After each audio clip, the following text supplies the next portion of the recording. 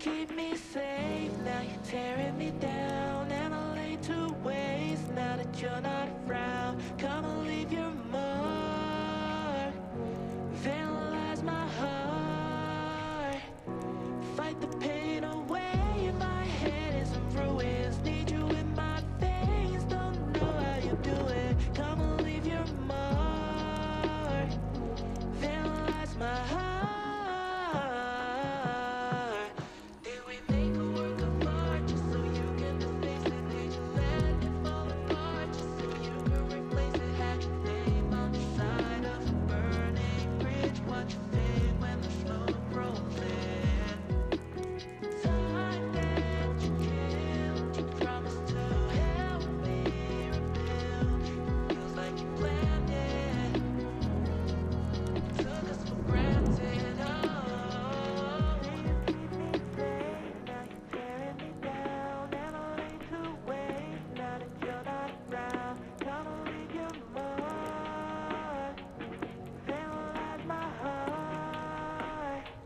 Fight the pain away, my head is in ruins, need you in my veins, don't know how you do it. Come and leave your mark, vandalize my heart. Oh, you're freaking crazy, hate me, love you, breaking bottles on the pavement just to watch it crash. Say you keep me safe, now you're tearing me down, and I lay to waste now that you're not around. Come and leave your mark, vandalize my heart, fight the pain away. My head is in ruins, need you in my veins, don't know how you do it. Come and leave your mark, vandalize my heart.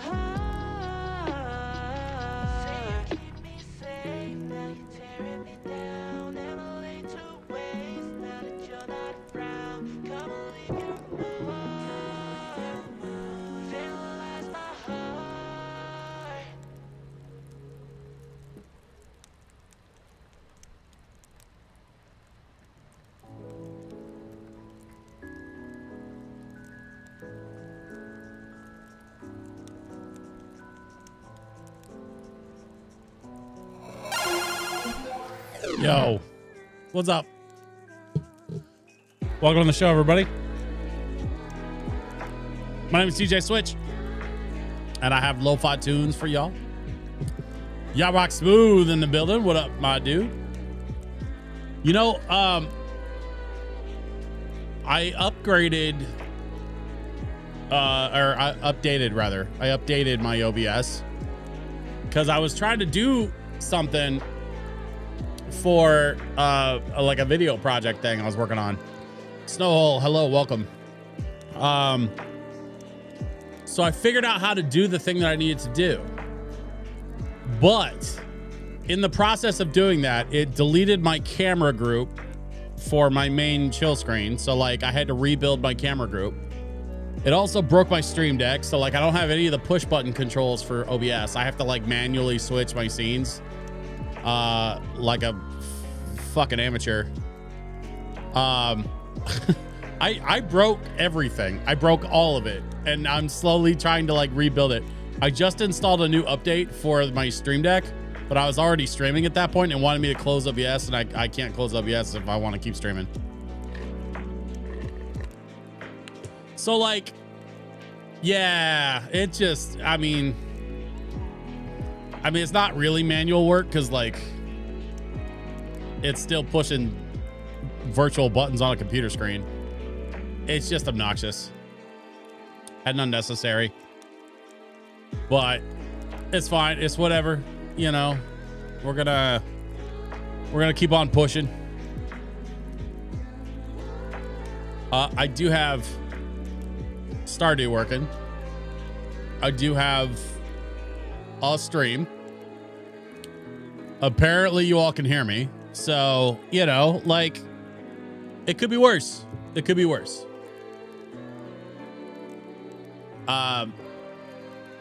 So we got some stuff to do. I'm gonna give it a little bit, let some folks kind of jump in here, and then I get to tell you about it, something fun.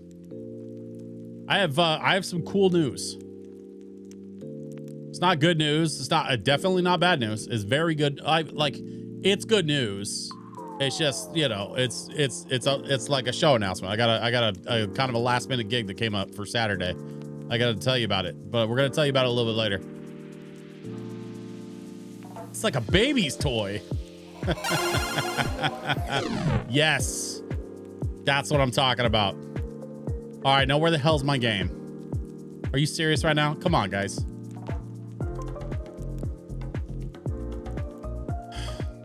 Whatever. Is it working yet? Okay, now it's working.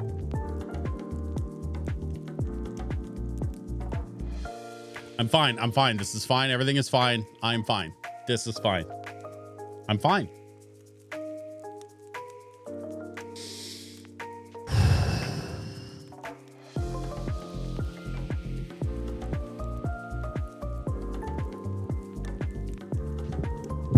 I love a good Back to the Future reference. Snowhole, you get special bonus points. Hello, child. Hello, wife. Now that winter's over, we've got lots of productive weather to look forward to. So, since the last stream, I finished up the winter season. There's my other kid. Hello, other kid.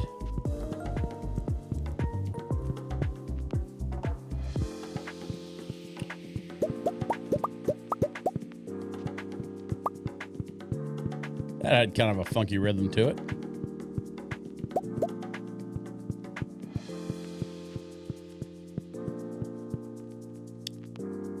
Well, let's go sell some cheese. And let's check on the farm, see how the farm's doing. Wait a minute, hang on. That goes in the other box. Cheese. I love me some cheese. I love me some iridium caliber aged cheese. It is the best cheese. I was debating between cheese or pancakes today. Why not both? Why not have cheese with your pancakes? Not on your pancakes. I'm not a psychopath. But like, you know, you can have cheese with your pancakes. That's seems perfectly reasonable to me. If that's something you're into. Both isn't an option? No. Well, then I don't know. It's a problem. The problem here is like, I haven't had pancakes in a long time. I have definitely had cheese recently. Like as recently as an hour ago. So like I would lean towards pancakes just because I haven't had any in a long time, but that's me.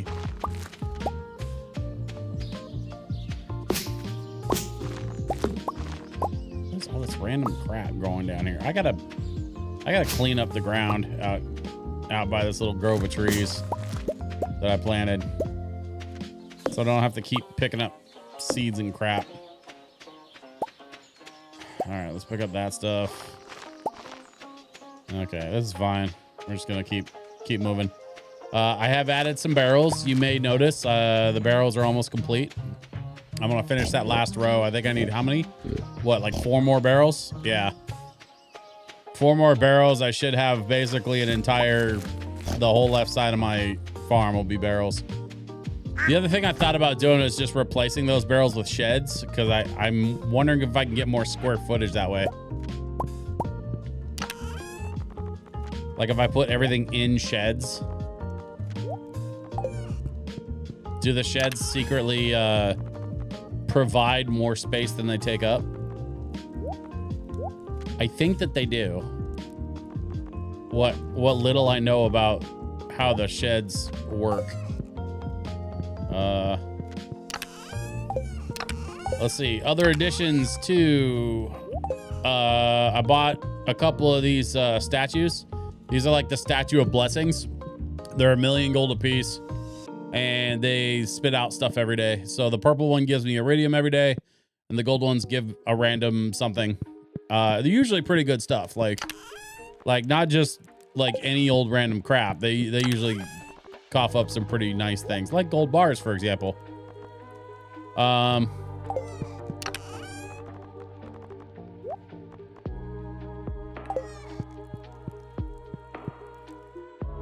So let's see. Ancient fruit hasn't grown back in yet. Oh, but I have a bunch that need to get put in the barrels, and we have a bunch of barrels that need to be filled. So let's do that next.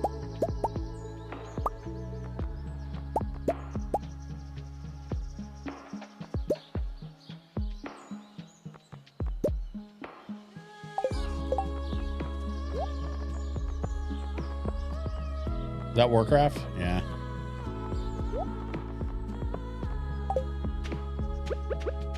That awesome World of Warcraft lo-fi album they did.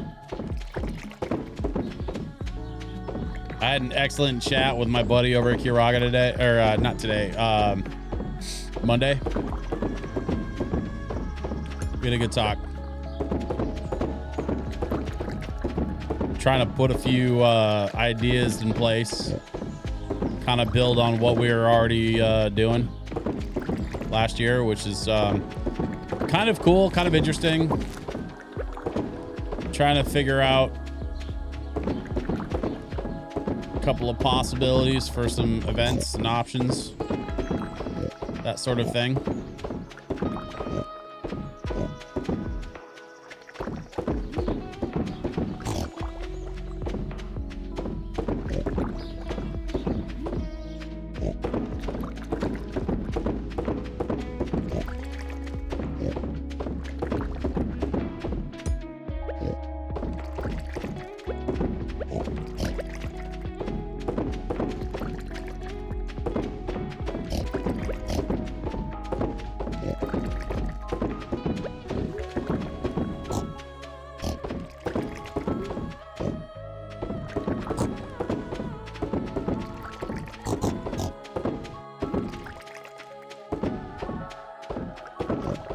Trying to find a faster way to do this. I mean, so far all I figured out is if you hold down the button you can kind of use the joystick to steer everything, but you know, you get a little faster with it, but not too much.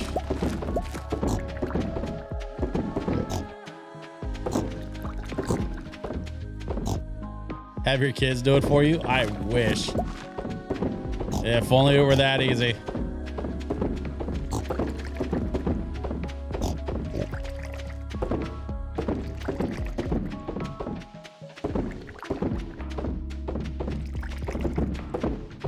One of the things I need to do is get as much cleared out of my inventory as possible, because I need to go hunting for dragon's teeth out on the island. I think that's going to be one of those things that I'm going to need to do soon, because I need 10 dragon's teeth, or is it 5? It's either 5 dragon's teeth or 10. I can't remember which. But I need them to buy a banana sapling so I can grow a banana, and that's gonna help a lot. You use a banana to get a bunch of those golden walnuts, and then you can grow bananas for stuff. And I might even replace a bunch of the peach trees that I have in the greenhouse with banana trees, just so that I have more easier access to bananas.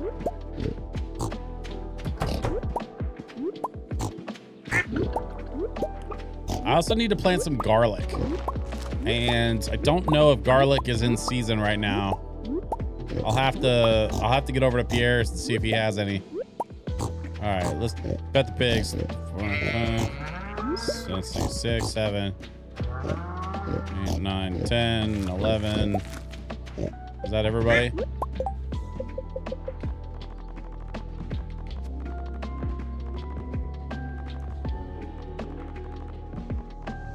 Yeah, that's 12. That's 12. Okay.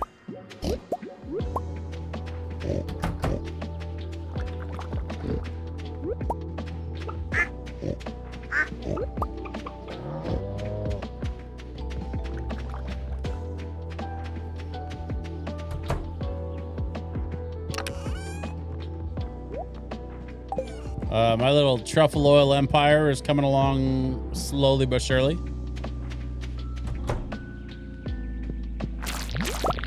The slime farming, I'm actually like pretty OP on the slime. I think I've got over 1,000 slime saved up.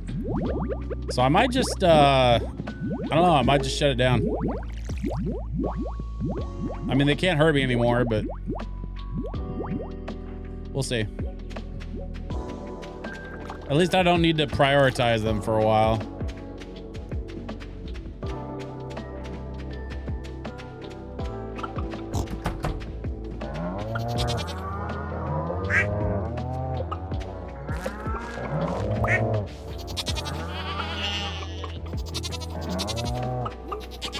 Should be everybody.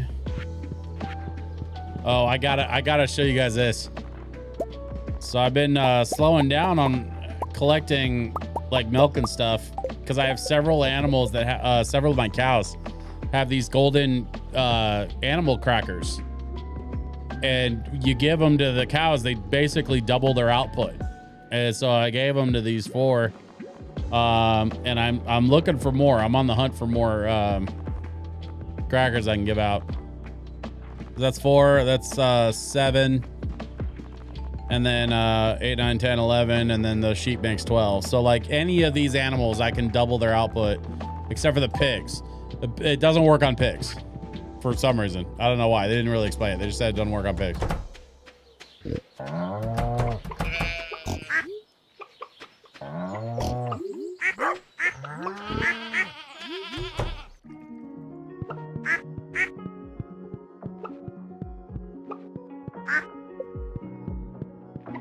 I think that should be everybody, but I don't have room for all those eggs.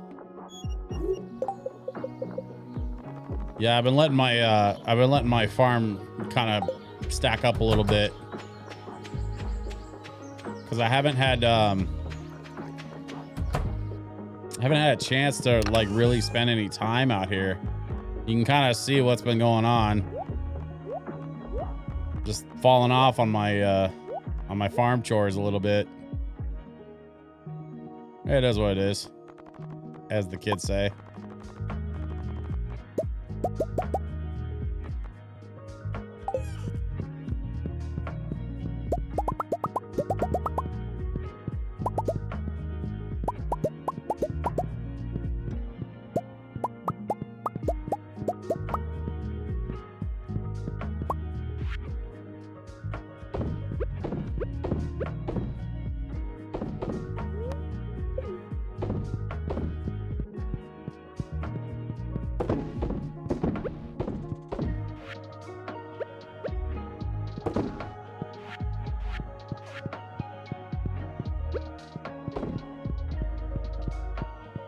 So I got 2, and then what? 3, 6, 7, 8.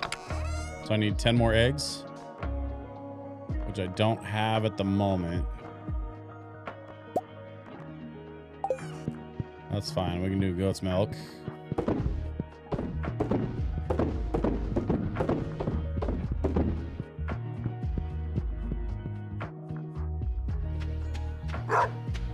So the plan is to offload a bunch of mayonnaise and cheese machines into that shed. Oh, I already got these. And then once I offload everything into that shed, then I'll have kind of like a production facility type thing going on. See, that's the problem, is I'm running out of inventory space. So that's the other thing I got to do, is get over to Clint's. See, it's a Monday, so today's not necessarily the best day for it, but I'll try to get over there tomorrow. See if I can offload some of these geodes and treasure boxes and stuff. The regular geodes I'm actually saving up for the raccoon family. They need geodes. So I'm actually going to, I think I'm actually going to stick them here.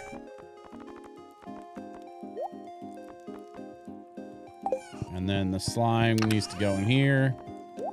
Yeah, I'm at 999 slime plus 92. So I have 1,091 slime saved up. I really don't need that stupid slime farm.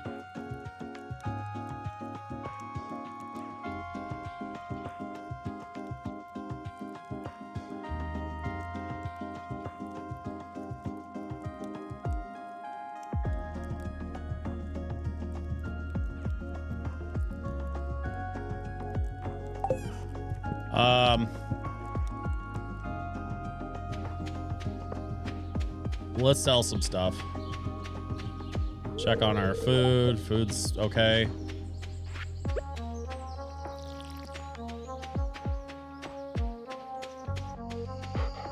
Got the dog. Dog's okay. Sell. Oh.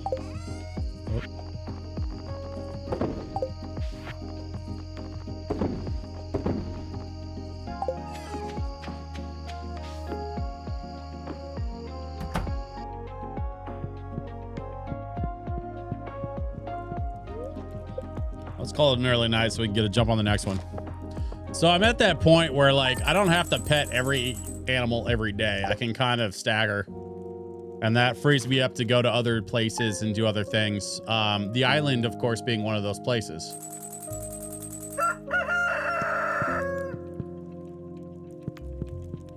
Hello, children. Hello, wife.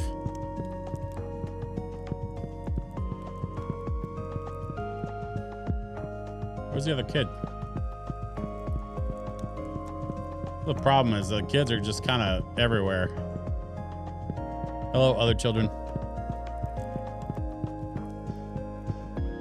All right, let's get out of here.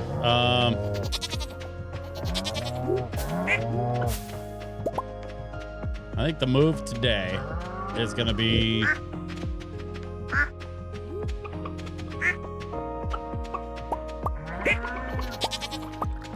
tie up a couple loose ends and get back to the island so that we can do some more farming of dragon's teeth.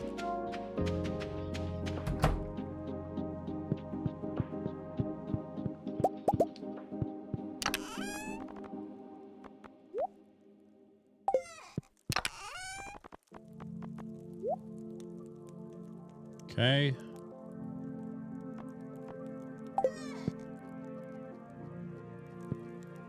Well, I've got 2 dragon's teeth there.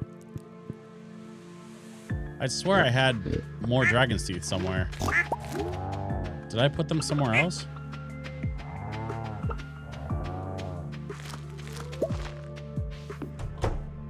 I know I've got the 2 in the shed. I don't see any here. No. No.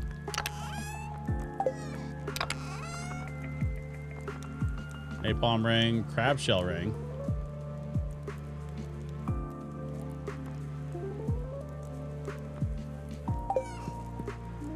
Oh, okay. Weird. Well, all right, whatever. Let's hit the beach and get back to the island.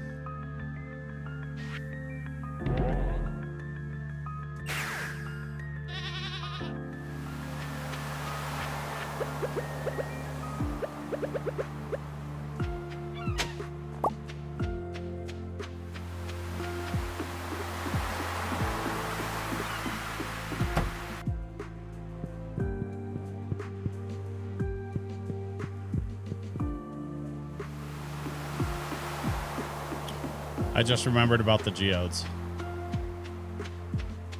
Let's go do that real quick, actually.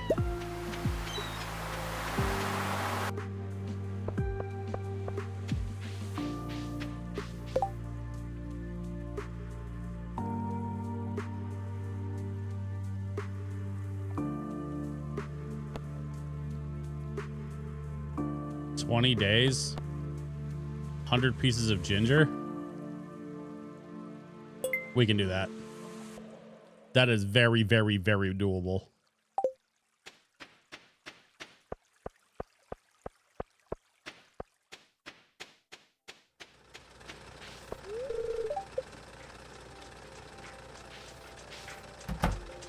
We're here on foot and we're still early. Crazy. Okay. Let's crack this guy. Sell that. That's new. Probably gonna sell that.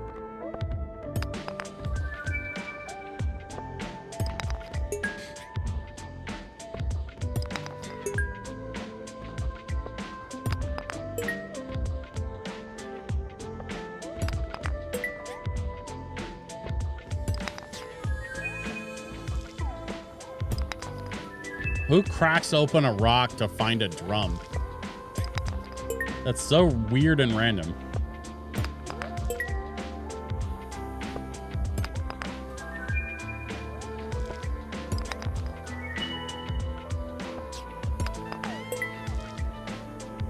Finding resources like coal or clay or iridium, like that makes sense to me. But finding like a dwarvish helmet or a completely intact hand drum, like that's so random.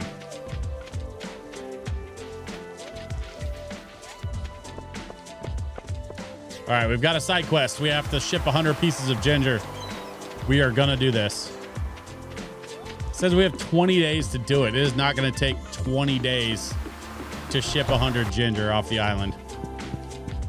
I am so unconcerned about that.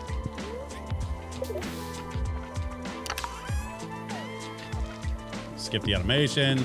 Straight to the island. Okay. I need...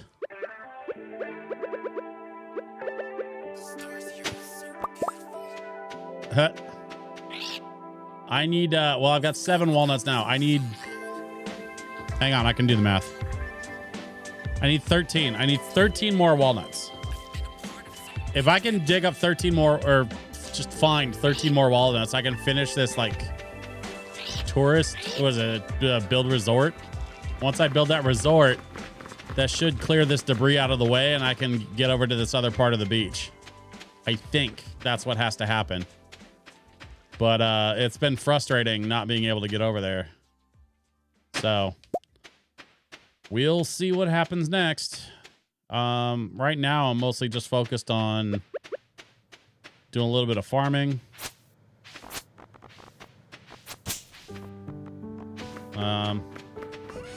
Sell off some crap. Sell.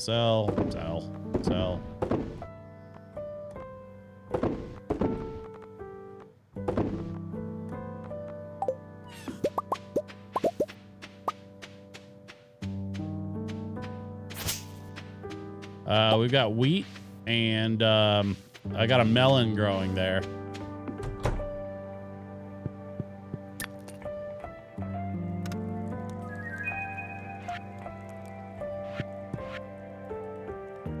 And I've got a little collection of stuff going here on the island. Haven't decided what I'm going to do with all of it yet. But I've been kind of picking and choosing stuff to take back to the main house. And then here's some building resources that I've been collecting. Just kind of keeping them here for, I don't know, safekeeping, I guess. If I need them, I know where to find them.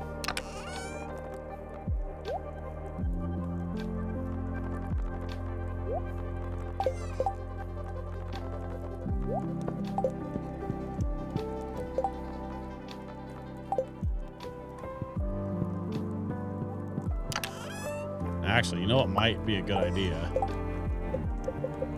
I need to build another chest. Do I have enough copper for 2 copper bars? Yeah, I can do.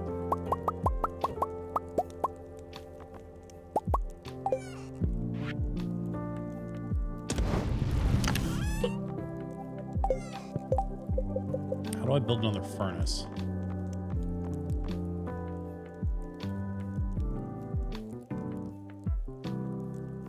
Copper ore and 25 stone. Okay. Well, I don't have 20 up. Oh, no, I do. I do actually have the stuff I need for that. Don't I?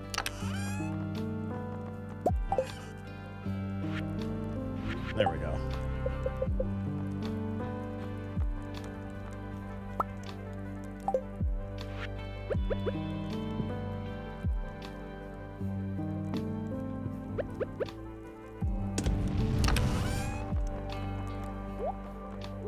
All right, we're gonna drop the rest of that in there. And what do I need for a big stone chest? I need 250 stone. Well, that I can certainly do.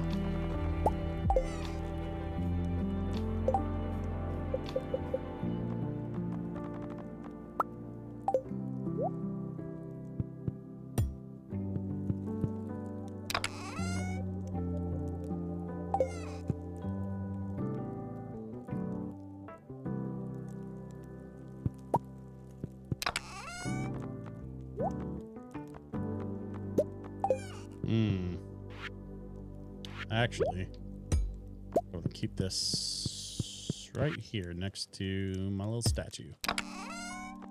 That's gonna be my resources and stuff. I want to try to keep my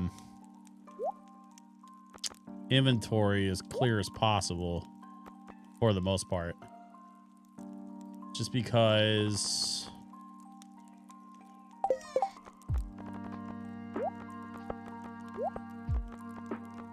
I need more room for collecting things.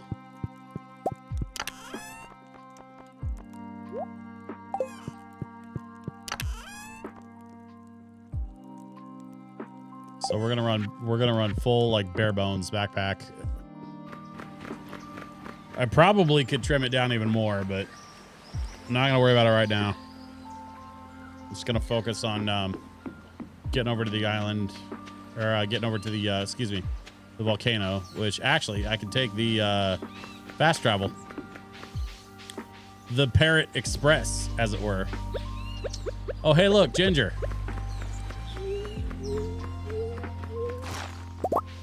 I'll take those. And let's get over to the volcano.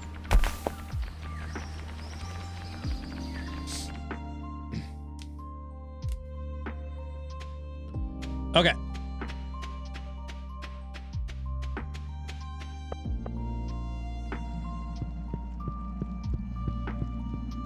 We're looking for lava monsters like that guy right there. All right. All right, mister.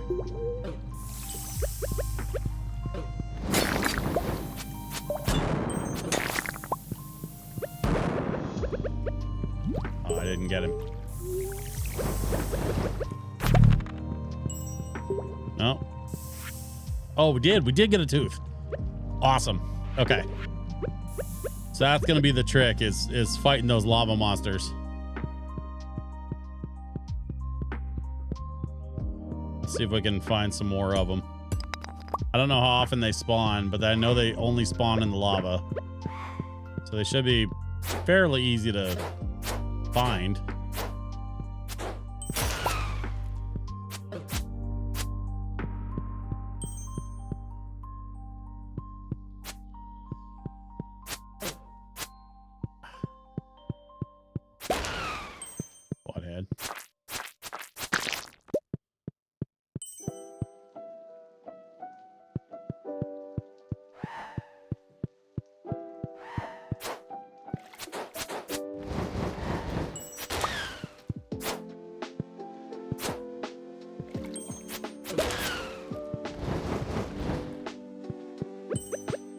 All right, mister, you need to settle down.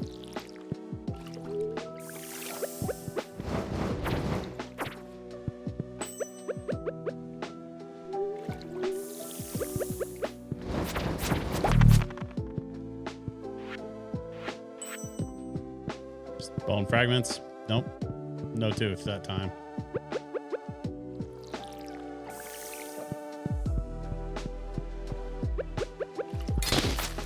Oh, there's another chance. Oh, 2 more chances. Okay. It's a party up in here. Let's go.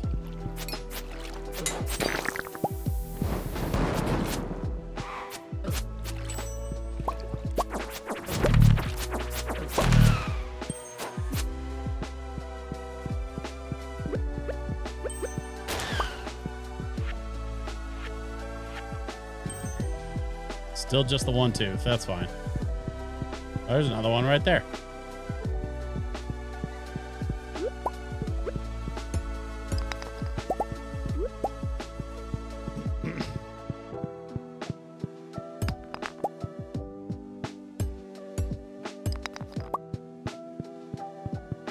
So far, this has been pretty successful. I've already practically doubled the number of dragon's teeth.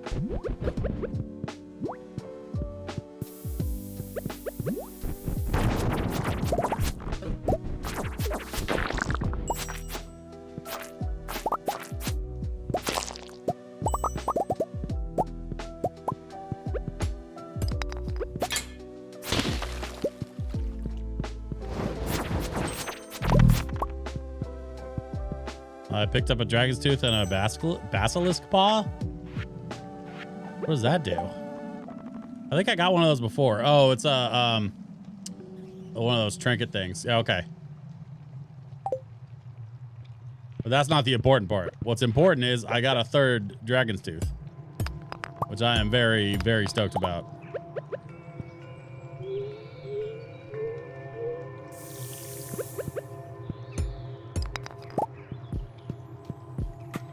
Come on, where's this stupid door? This is the most ridiculous door.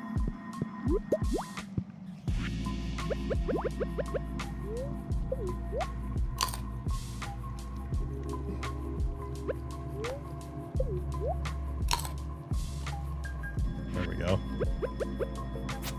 Slimes can't hurt me, but I can hurt them. Okay. More lava. I don't see any lava monsters.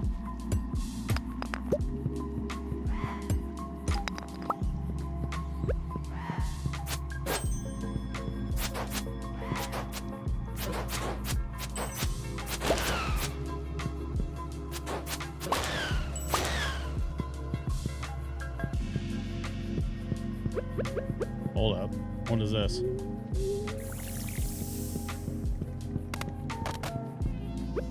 It sounded like a door opened.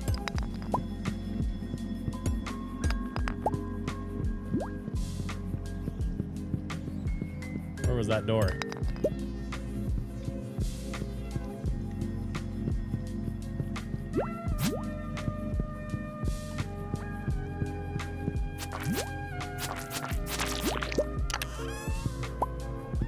A soul sapper ring. Like Shang Tsung. I feed on the souls of my enemies. Or something.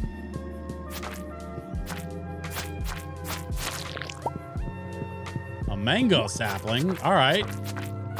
Go plant a mango tree outside the island house.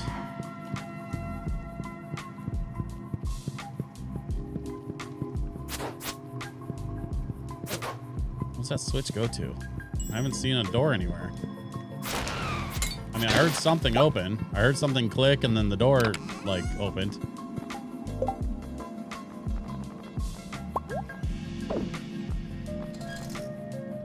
Oh, I did not want that. Shit. That's not what I wanted at all. Damn it. Let's go like that. Let's put that there.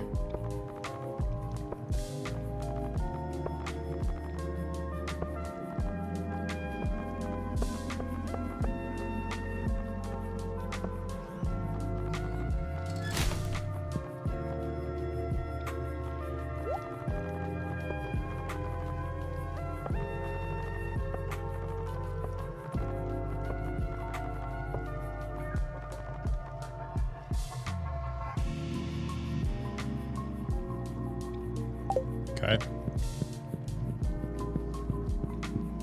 So the door must be farther up. It's a good thing I went out of my way to hit that switch way back here. That thing would have been a pain in the butt to backtrack all the way back here. Or where's that? Still nothing, huh? Okay.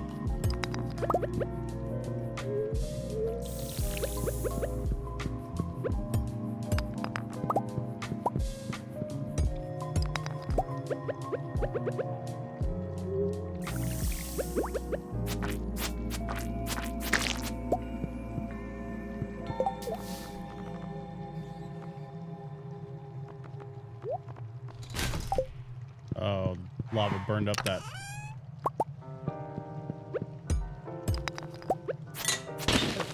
Ah.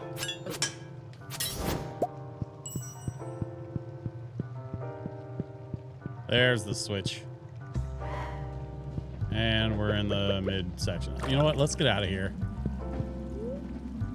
It's 11 p.m. anyway. Let's take the shortcut. We're gonna get back to the farm.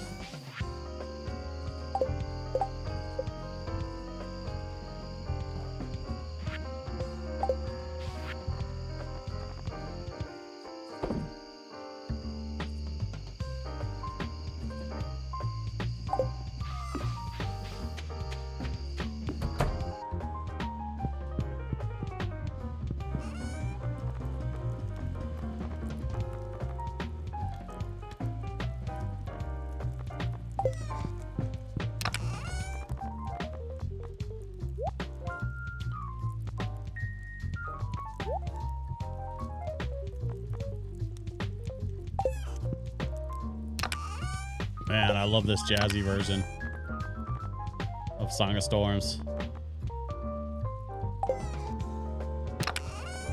This is like definitely one of my favorite versions.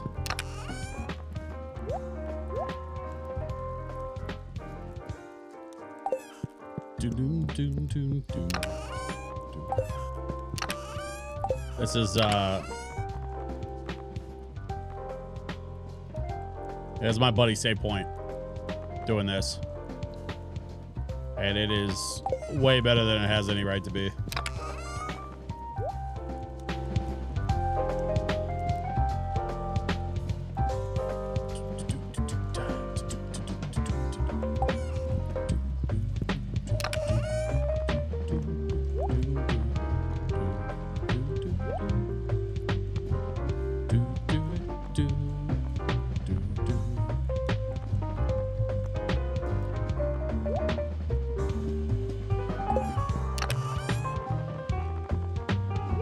Saving the cinder shards for things.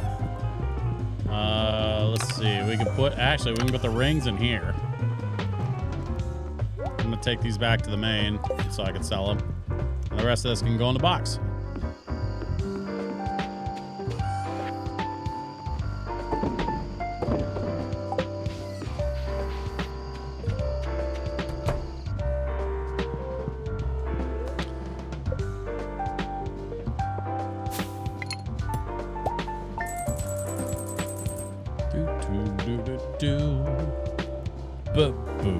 Do.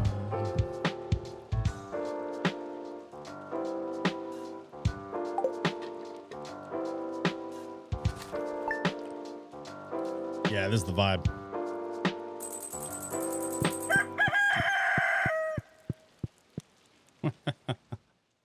Perfect timing on the rooster. Okay, so that melon's growing in, but it's not quite there yet. When that melon's finished, I get to show it to the statue inside the cave.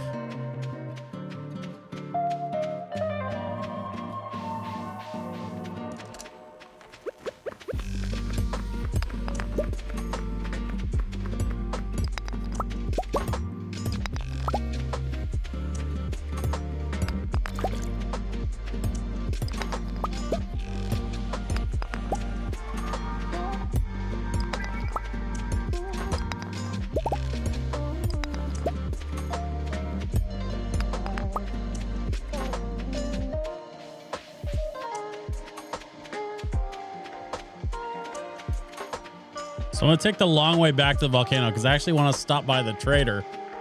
I unlocked the trading post, but the trading post doesn't use traditional money as you would expect. We're on an island. They don't understand the mainland currency, right? So we could trade different things for different little items. 30 of these taro roots if I want tropical TV. But this is what I'm after, is this banana sapling. And it only requires 5 dragon's teeth. I have 5. I have the other 2 at the mainland, at the main farm. So let's do one more run. We're going to do one more run in the volcano, and then we're going to head back to the main to get our other dragon's teeth. Because we are so damn close to finally planting that banana sapling. I need that banana tree. Because it's kind of holding me up.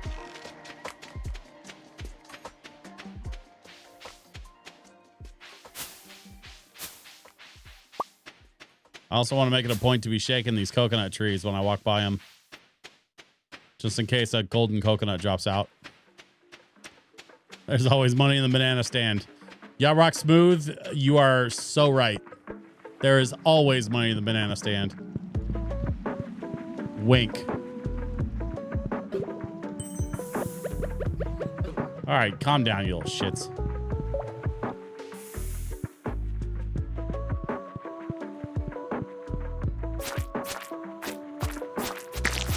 What is it, Delfino?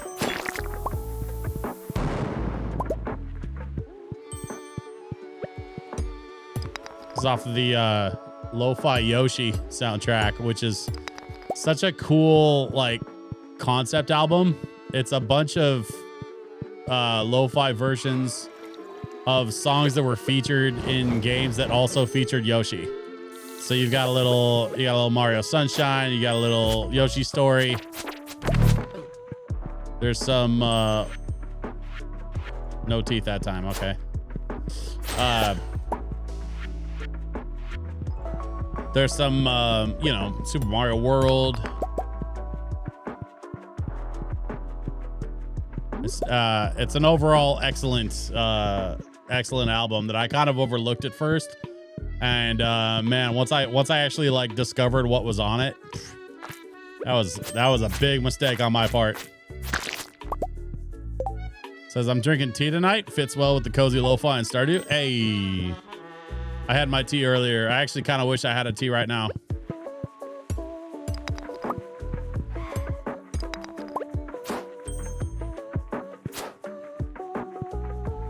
A tea sounds amazing, actually.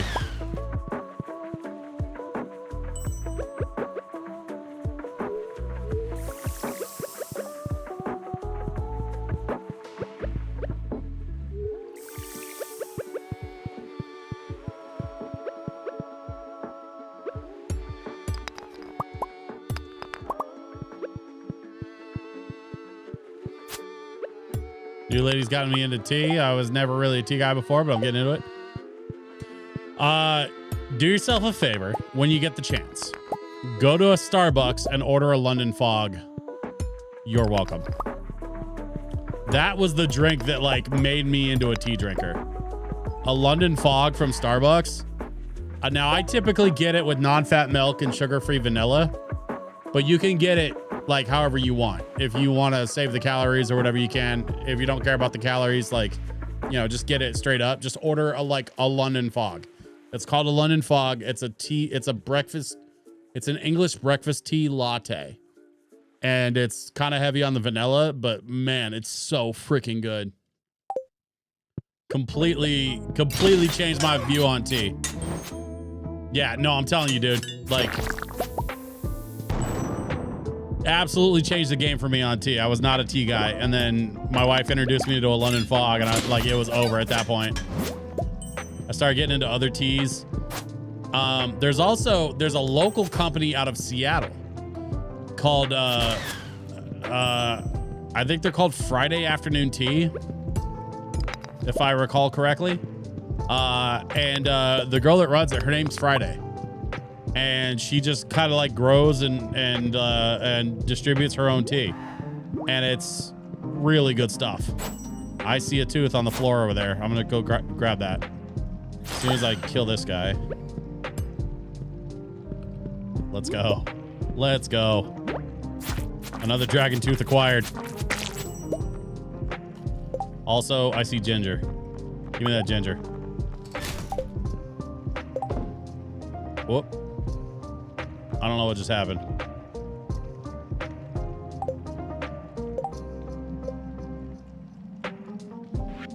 Harvested 6 ginger. Okay. So picking the ginger up off the ground in the volcano counts as harvesting. That's good to know.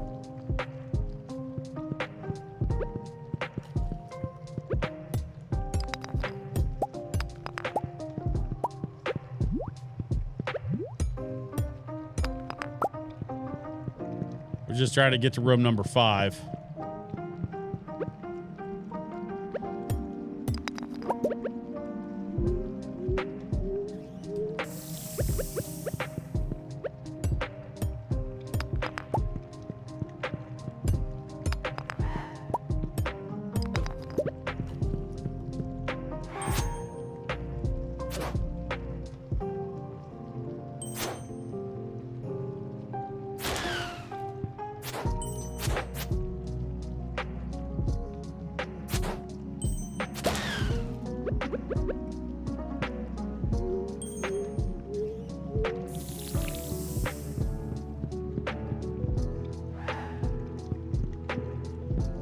All right, I think that's good enough. Let's get out of here.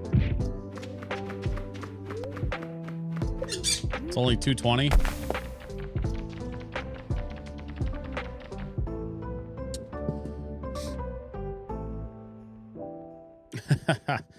My wife chimed in on YouTube, said no, it's Earl Grey. So it's not English breakfast tea, it's Earl Grey, apparently. Which, fun fact, Earl Grey was Captain Picard's favorite tea. So if you order a London Fog, it's Earl Grey with vanilla and some steamed milk. And you too can drink tea much like Captain Picard. Although he drank his Earl Grey straight up, and he liked to order it hot from the replicator.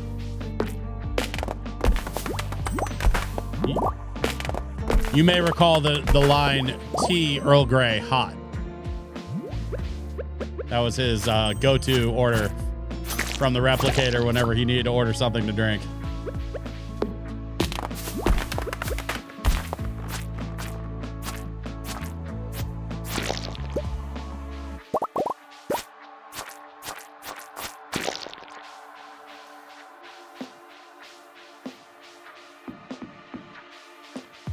All right, so over here, before we start getting crazy,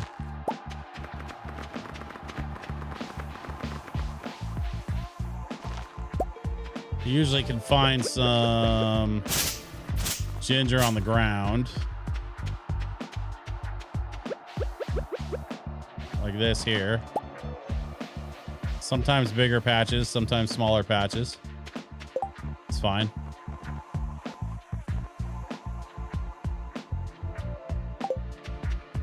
I need to offload some stuff. Does that London Fog have caffeine? I think maybe a little bit, but not like a lot. It's not like drinking coffee.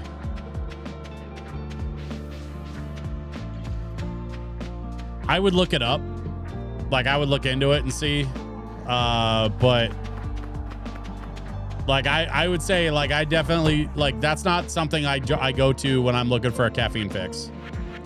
So like if that's what you're shooting for, that might not be the drink for you.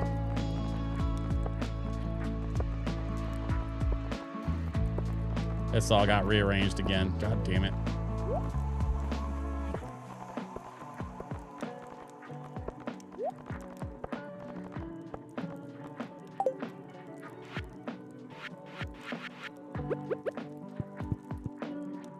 Only has 40 milligrams. I don't know if that's a lot. I don't know how much caffeine that is. Is that a lot or no?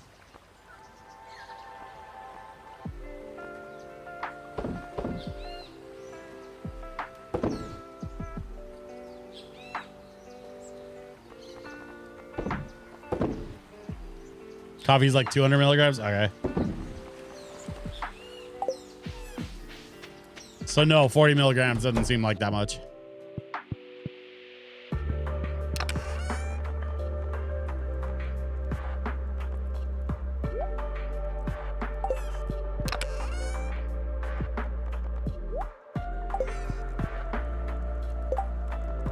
I think I'm gonna take the rest of this back with me. Well, I'm gonna put this in here.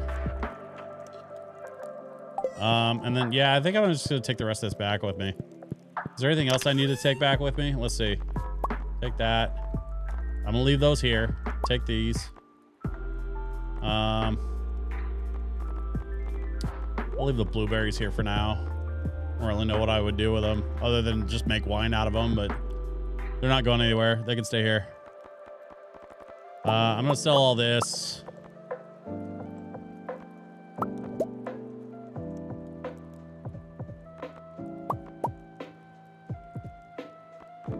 Actually, I'm just gonna leave these here.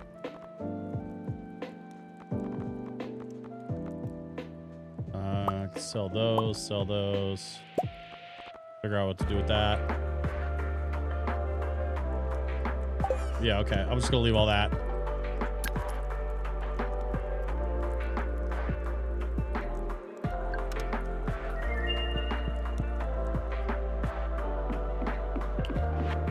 And with that, I run away. Back to the farm.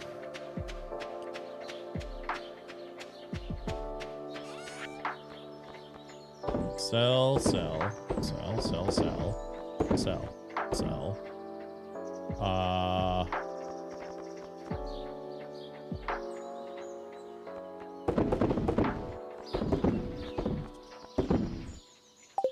I keep one amethyst because my lovely wife loves her amethyst. It's her favorite color, you see. Thank you. This is my favorite stone. It's so pretty. Hey, tell me about your day. It was boring. I did some teleporting. That's about the most exciting part. Hello, children.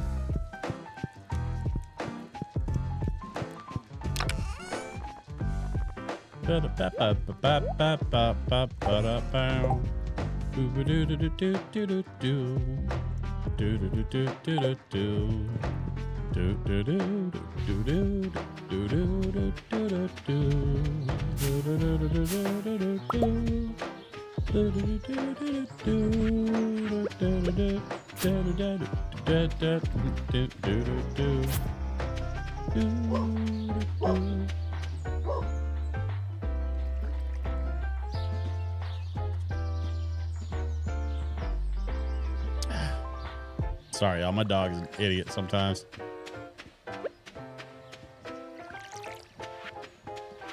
What's I doing? Oh, right. I gotta drop this fruit in the fruit bin.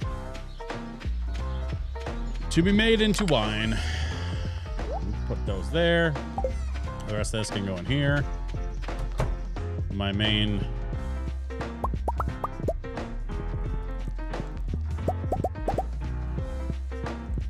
Look at the cakes. I've been blessed with dual cakes.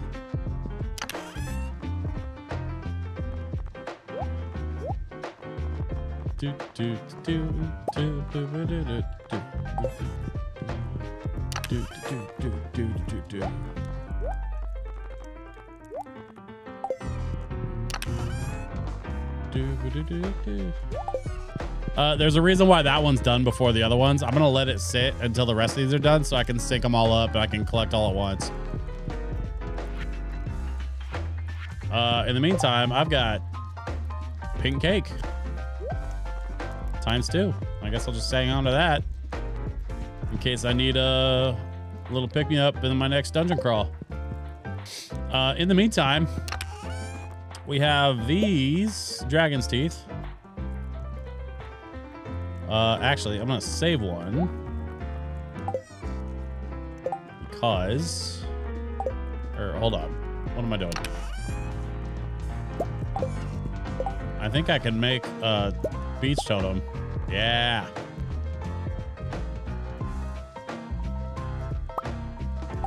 Okay, because I only need the one tooth. I've got 4 back at the beach, so all right, let's I don't want to blow that totem just yet, so let's just move that out of the way.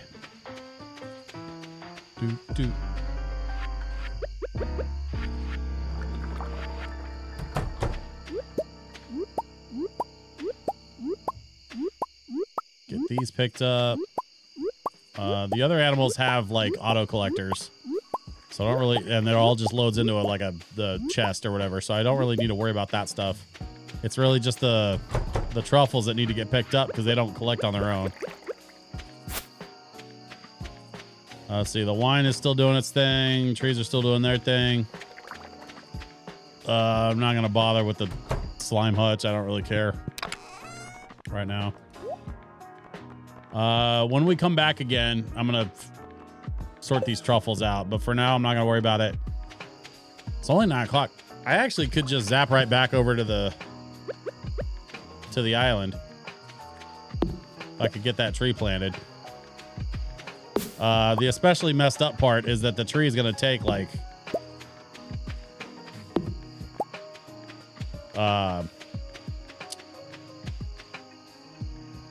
a month to grow in, which kind of sucks, but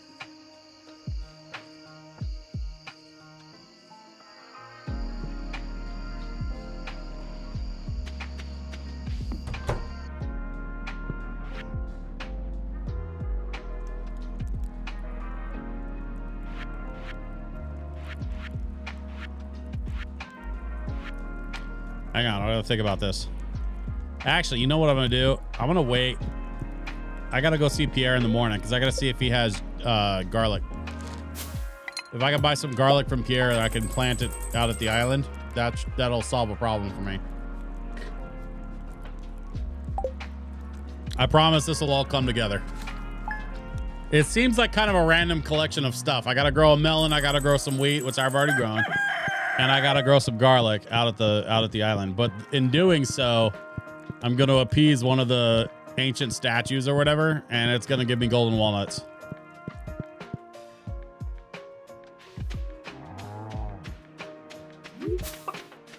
Collect those. I'm not gonna hang around too much, so let's just get some of this stuff collected and kind of sorted, and then I'm gonna get out of here.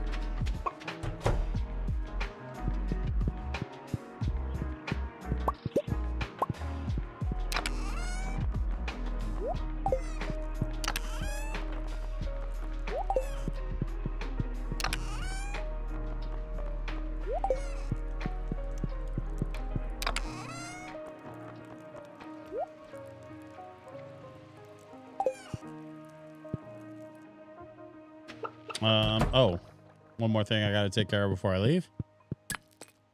God, all right, whatever. Some of these power-ups aren't that useful, but better than nothing, I suppose.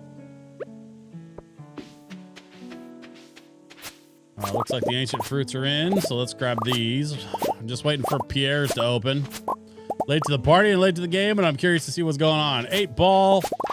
I'm just glad to have you here at all. Welcome, welcome, welcome, my friend. Good to see you.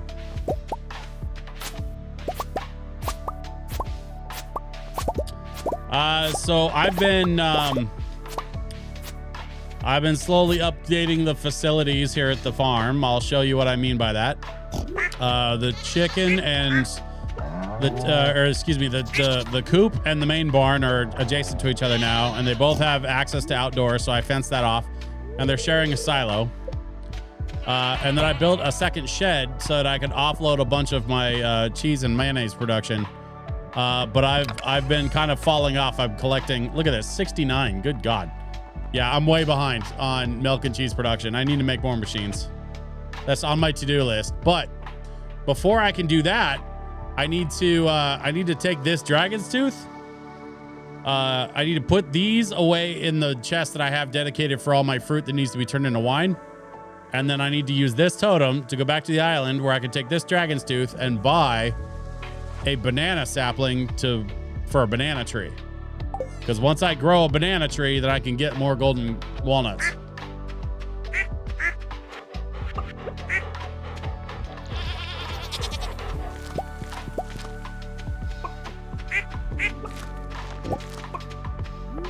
So we're actually not going to worry about the animals today. I'm mostly just going to worry about getting the fruit put away, and then I need to get out of here.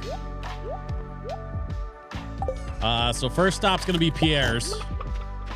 He opens in 10.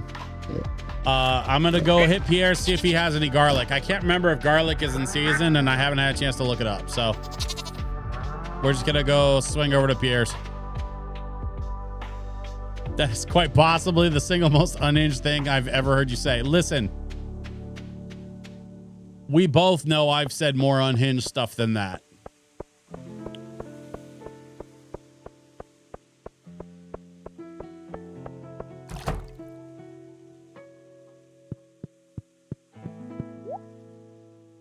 Parsnip, bean starter, potato, garlic. Hell yeah. Actually, I'm just going to buy a bunch. I'm going to buy so much garlic.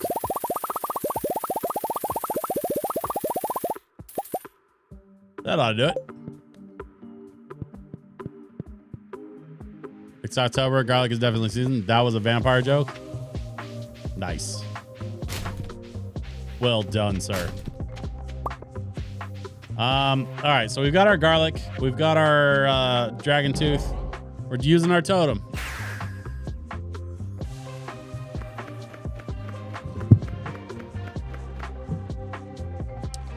Now that we're back on the island, we need to grab the other 4 dragon's teeth, which are in this chest right here. Bang. And we need to go plant some garlic out here. I'm gonna put it right there.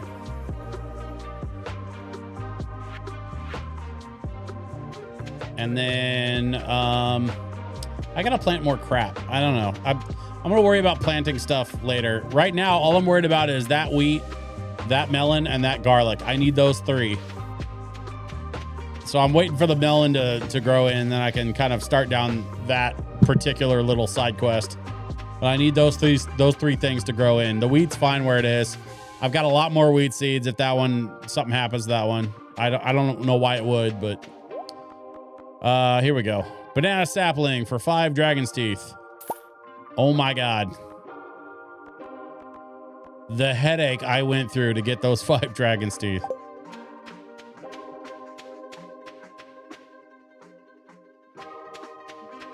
Okay.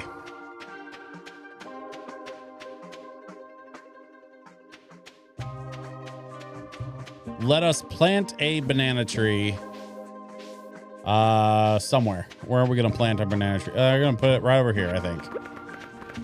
Let's put it right there.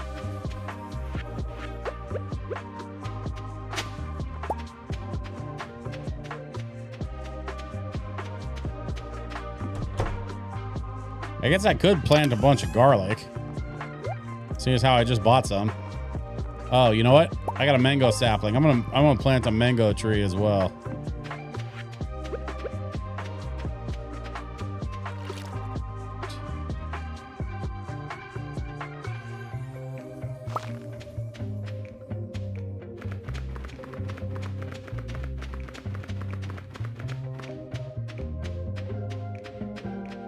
Okay, we're waiting for that melon to grow in. Sell off a couple things. This freaking geode is just taking up space. But I'm gonna just let it. I don't really care. Okay. So that takes care of that problem.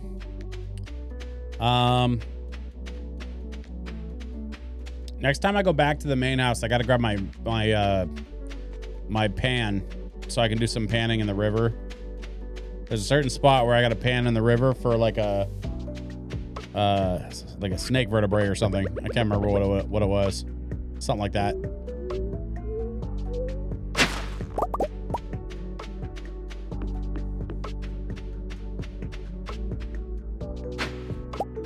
We are still on a mission to harvest as much garlic as possible. We need to ship 100 units of garlic over the next 20 days. It seems very, very possible. There's a lot of garlic that grows on this island. Did I say garlic? I meant ginger. Ginger. There's a lot of ginger that grows on this island. It is, in fact, called Ginger Island. So let's see what we can do here.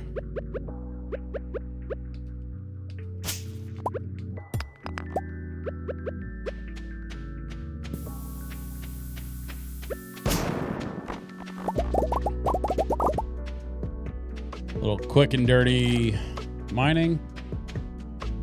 And then let's go peek up here, see if there's anything growing. Nope, don't see anything.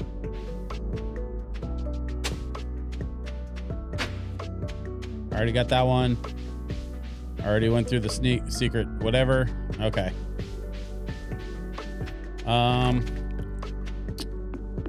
Let's get over to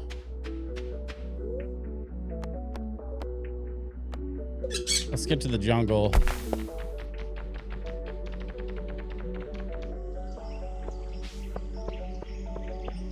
This is where I gotta leave a banana. Whenever I get my hands on a banana, I gotta leave it right there. In the meantime, we're still working on collecting the 4 birds. Next time it rains, I gotta get either north or east and try to find those birds.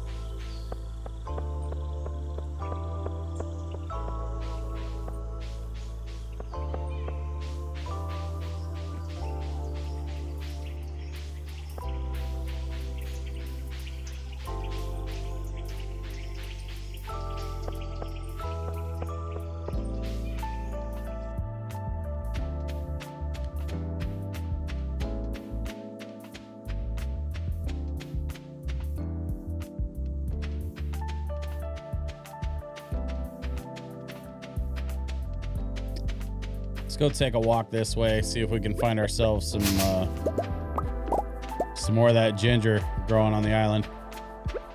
Hey, there's some.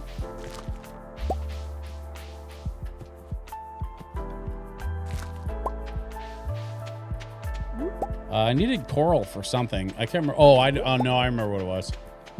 I need to collect a certain number of coral pieces because they're going to be for the like permanent warp totem.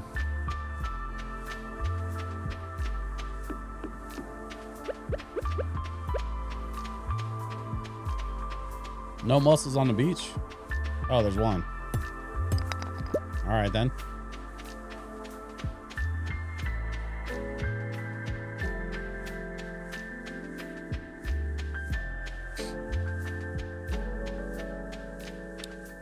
Yeah, there's like a whole other section of the island that's blocked off right now, and it's kind of frustrating.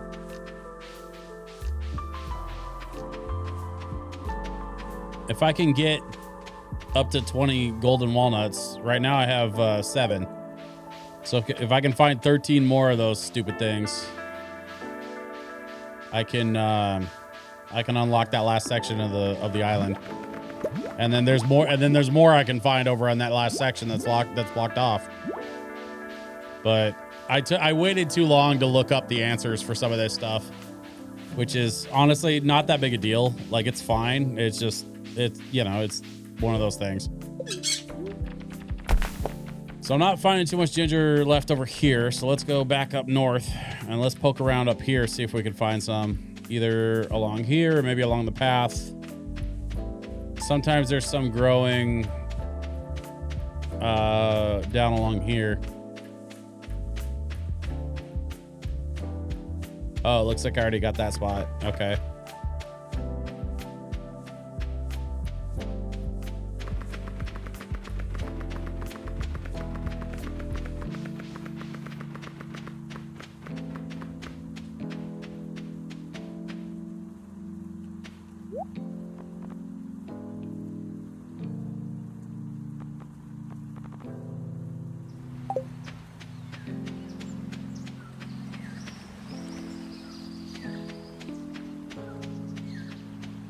I suppose the other thing I could do is just ship whatever ginger I have, and that way I don't have to, like, all I have to do is find enough ginger to make up for it.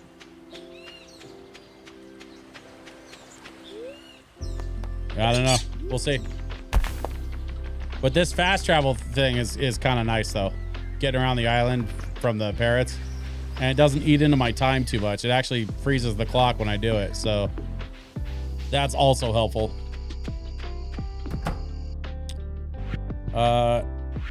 That being said, you know what? Let's sell off a couple things and crash out early. And then hopefully tomorrow we can find some more ginger. We need to send out more ginger. So we're going to send that out. Mussels. Yeah. Okay. I think I'll keep the rest.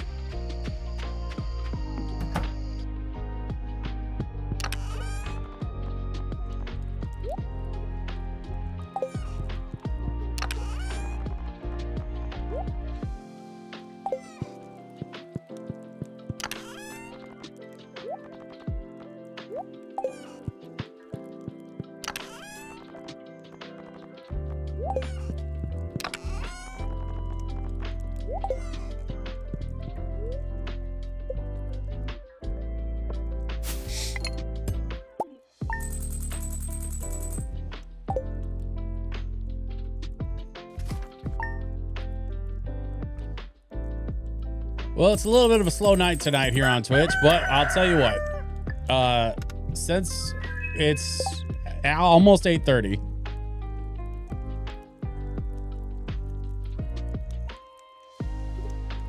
I'm gonna go ahead and fill y'all in on the little announcement that I had for you. Because I want to say something on the stream before I say something in Discord. But if you follow Double Jump video games on Instagram, then you would already know that after a last minute email over the weekend, I have confirmed that I will be playing at the grand opening of the new Double Jump video games location on Saturday, this Saturday at noon, at the brand new Double Jump video games, which is, I shit you not, right next door, as in sharing a wall. Well, actually, no, I don't think they share a wall. I think there's actually another business in between them, but it's in the same business complex as my favorite ramen spot. So if you know where Kenji's Ramen is in Vancouver, like 2 doors over is the brand new Double Jump video games, and it's a way bigger space. They're super stoked. They've been talking about it a lot on their YouTube channel, and I get to play their grand opening at noon this Saturday, the 4th. I'm super excited about it. Tomorrow's the Egg Festival. Yeah. Okay, whatever. Egg Festival, sure.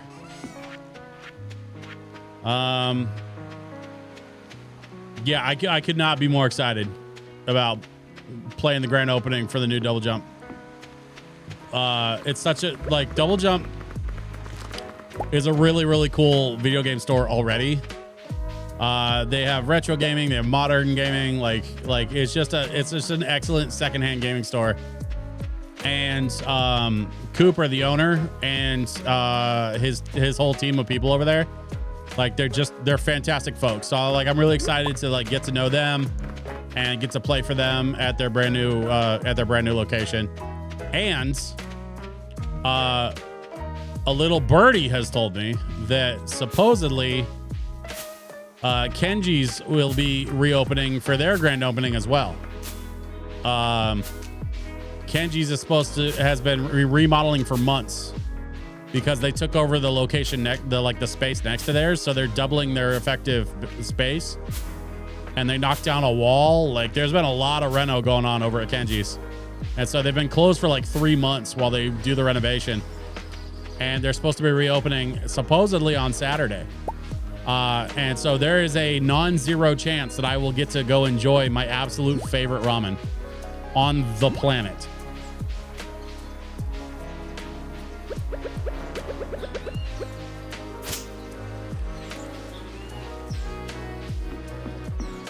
Oh, look at that. More. Even more ginger. It's so easy. Let's go over to the dig site next.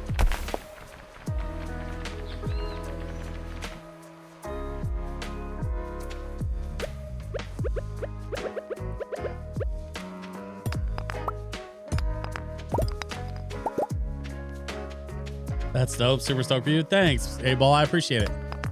Yeah, I'm really excited. If you're not terribly busy and you feel like making the drive up to Vancouver, it's actually like right up the street from Vault 31. So like Double Jump and Vault 31 and Kenji's Ramen are all going to be like within a couple blocks of each other. And like that's going to be the new nerd spot. Like that whole corner of like Mill Plain in Vancouver is going to be like the nerd hang spot.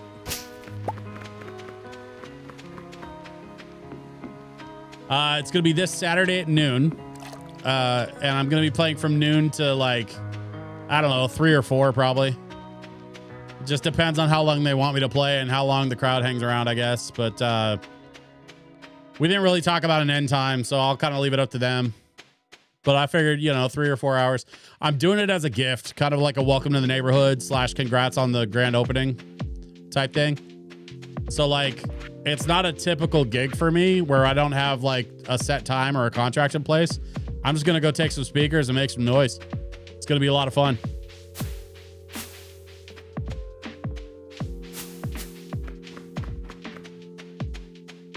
I'm going golfing that morning. Nice.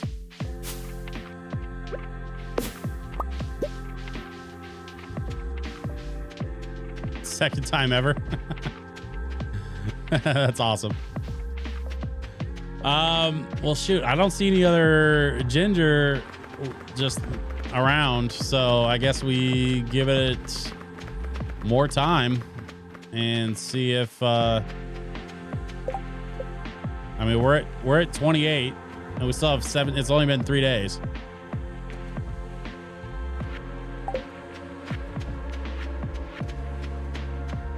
So let's go ship the ginger we have.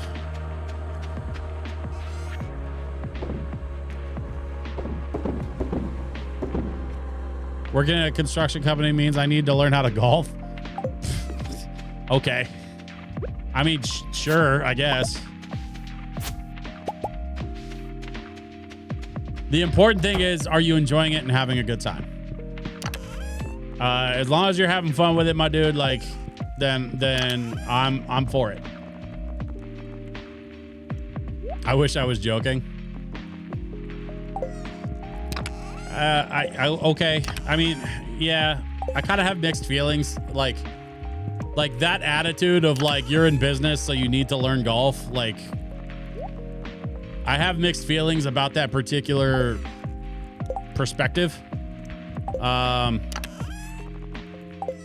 And if you want to shoot me a DM later, I can kind of backfill you on why I feel weird about it. But like I said, as long as you're enjoying yourself, and honestly, it sounds like you're hyped for it. So if you're hyped for it, then I'm all for it. Like absolutely do your thing. Golf in the industry is how they do a lot of networking. Oh, I know. Yeah, I'm very aware.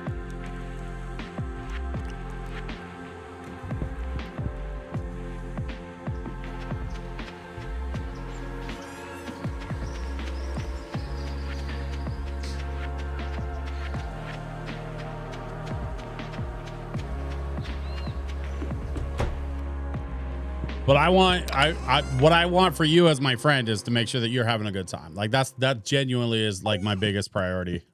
And like I said, I think you're stoked for it. It sounds like you are. Also, it allows that gallows millennial humor of capitalism being capitalism. Yeah, sure. Yeah, that.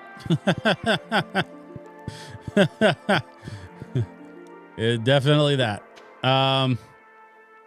Shit, what day is it? Is tomorrow the egg hunt thing, or is it today? I can't remember if that was today or tomorrow. All right, here's what we're gonna do. No, I know in real life it's Wednesday. I'm saying in game. I was trying to remember if today was the egg hunt or if it's tomorrow. I know it's Wednesday. I don't stream that often. Hugh. I I don't stream often enough to forget what day it is. I only stream 2 days a week, man. Like, and today is not Friday, so it must be Wednesday.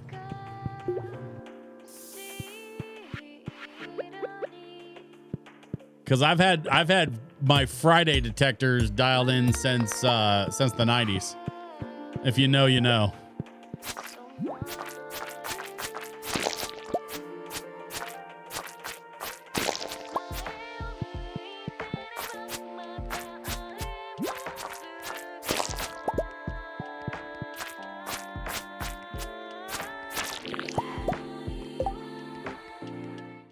It's Friday night and the mood is right. Gonna have some fun, show you how it's done, TGIF.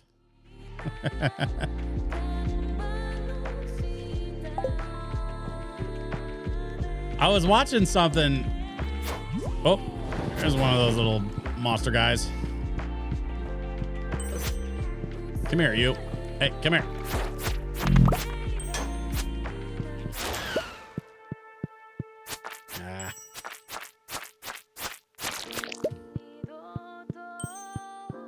As a lifelong Lebowski fan, I can now say unironically, obviously you're not a golfer.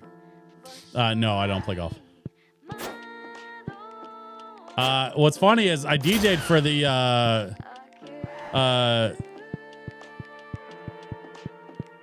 like Portland Disc Golf Championship Tour.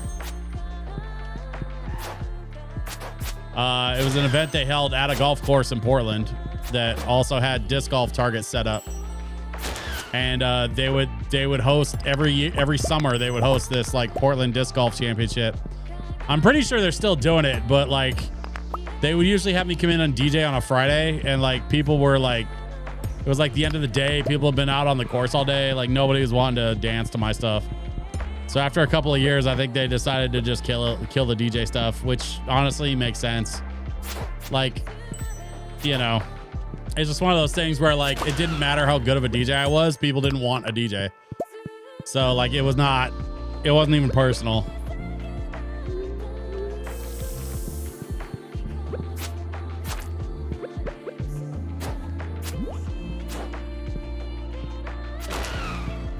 Yeah, get lost.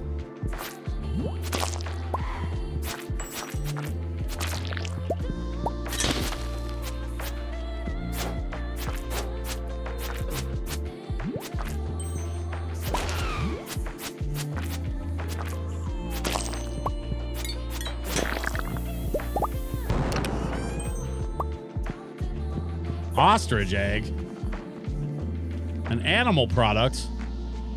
Yo, what?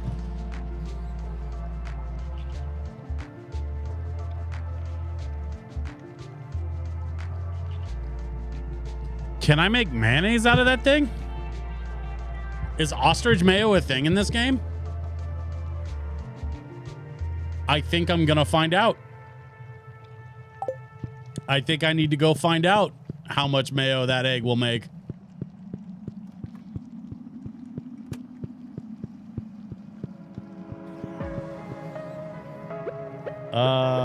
Shoot. There we go.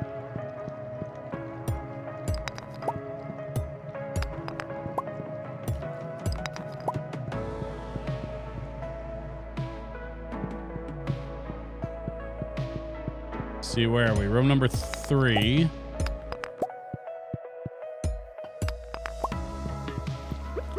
I see you, mister. Come on, get over here.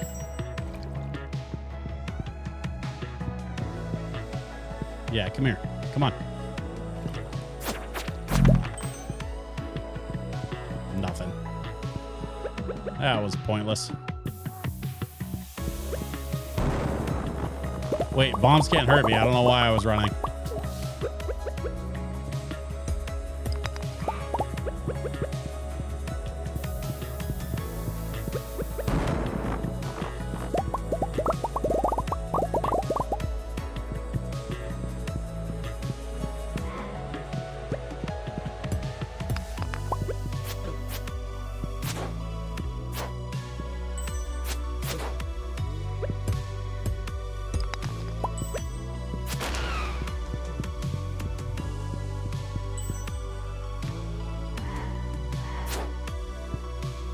Oi. Stop that.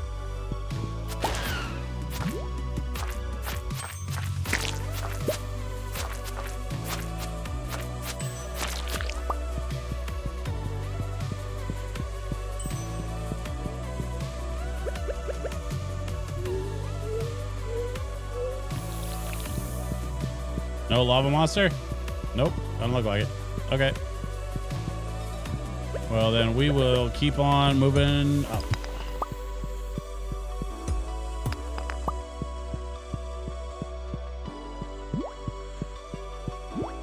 The randomly generated layouts for these maps, for these rooms in the volcano was always so weird to me.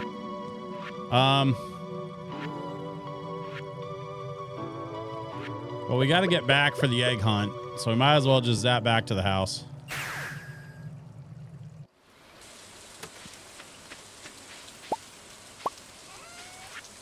All right, let's sell some stuff. We got sell that. Sell those. Actually, I'm gonna keep all the rest of this.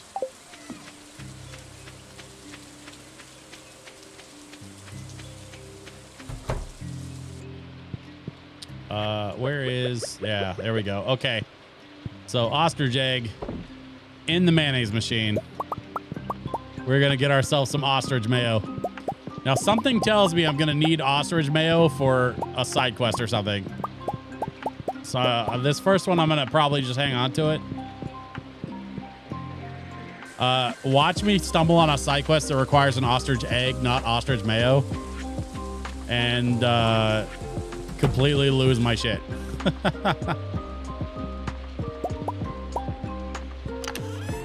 right, that goes in there. There. The rest of this can go in here. That, there, that. We're gonna sell those. And then I'm just gonna grab all this.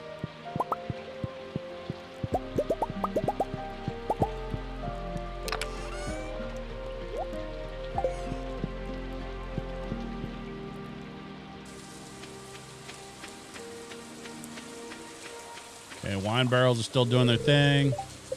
Hay's looking a little low, but I've got more for back stock.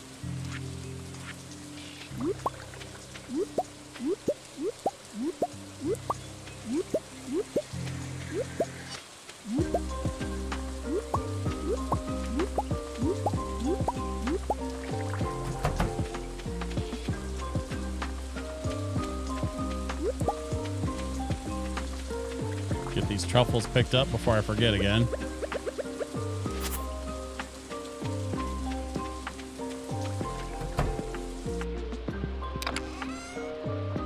Actually, you know what we're going to do? We're going to go ahead and just load these machines.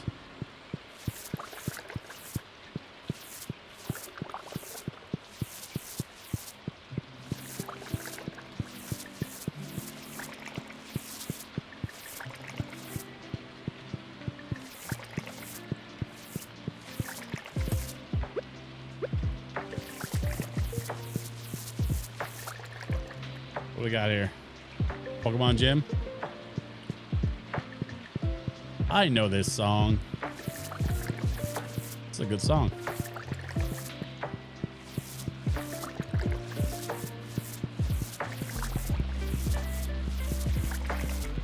Okay, there we go.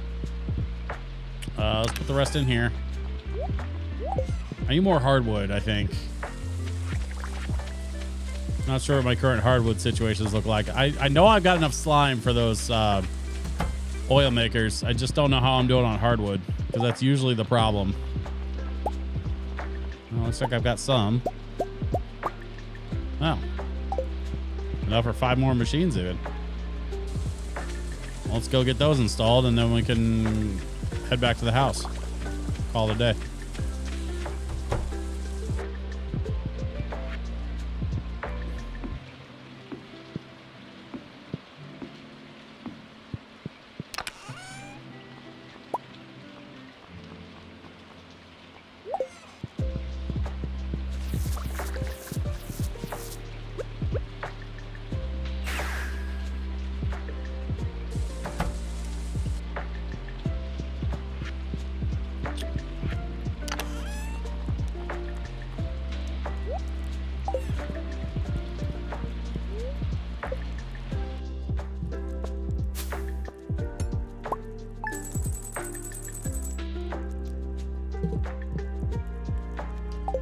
Okay. So far, so good.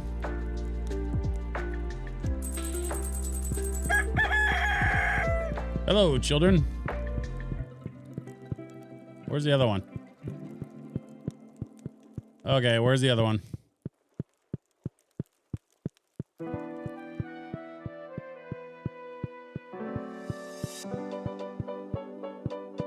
Where is the other one? Where the hell's Kaylee? Am I not looking hard enough? Oh, yeah, there she is. Okay. You kids be good. Don't burn the house down. Mommy's busy with her music. Her flute music.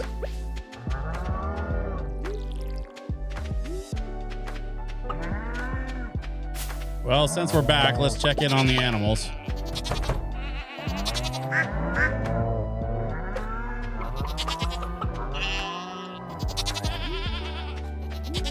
There's 12. I don't think I even want to know. Yeah, this is a mess. Okay. And none of these are purple because I haven't been petting them. All right, I'll come back. This is the problem. If you neglect your animals for a couple of days, they start getting mad at you. And they produce less good products.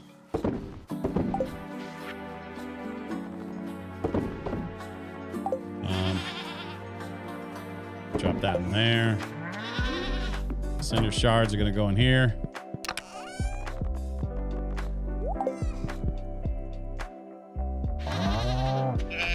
A-Ball says, Das Flute.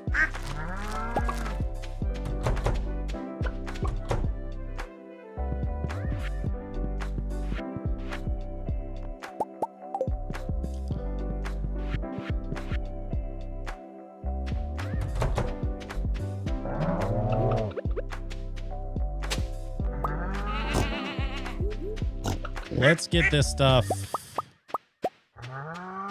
in here. And then I actually want to take a peek. Oh, damn. So that ostrich egg just made 10 mayonnaise jars. That's all it did. It's just standard mayonnaise times 10. I should have hung on to the ostrich egg. Damn it. All right, whatever.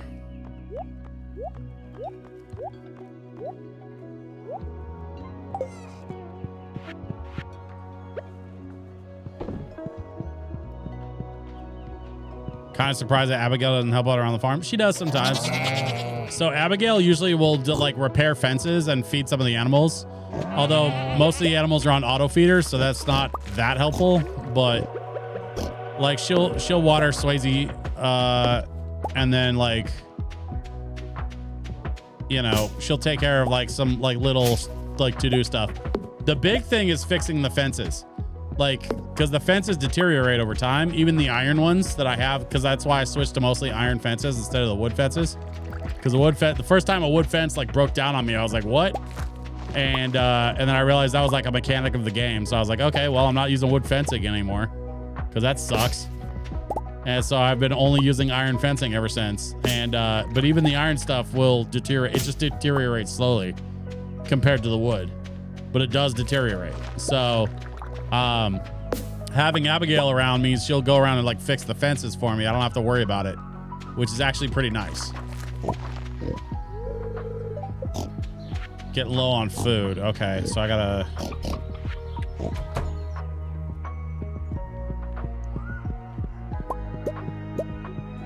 we're gonna pop in here. We're gonna dump this.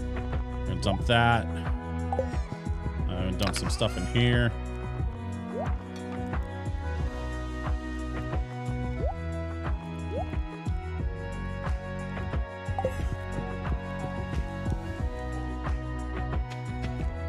Oh, right. I was going to look at the machines.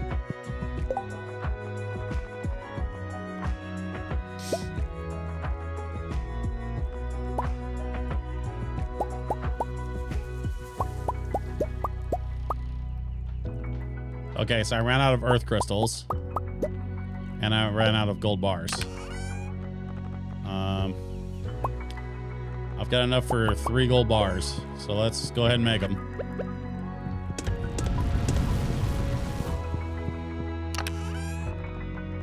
And oh wait, I don't need seed makers. Damn it. That's not what I wanted. I wanted cheese press. Hardwood. That's the problem. Okay. So I gotta find more hardwood. Well, in the meantime, let's say hello to the birds. Hello, birds. I think the birds are quite a bit happier now that they can go outside.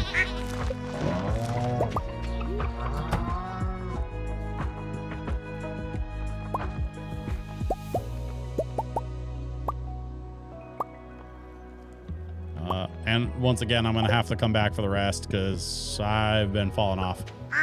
Let me make sure I got everybody. Yeah, it looks like I did. I just got to get over to the pig barn. I'll get over there in a minute.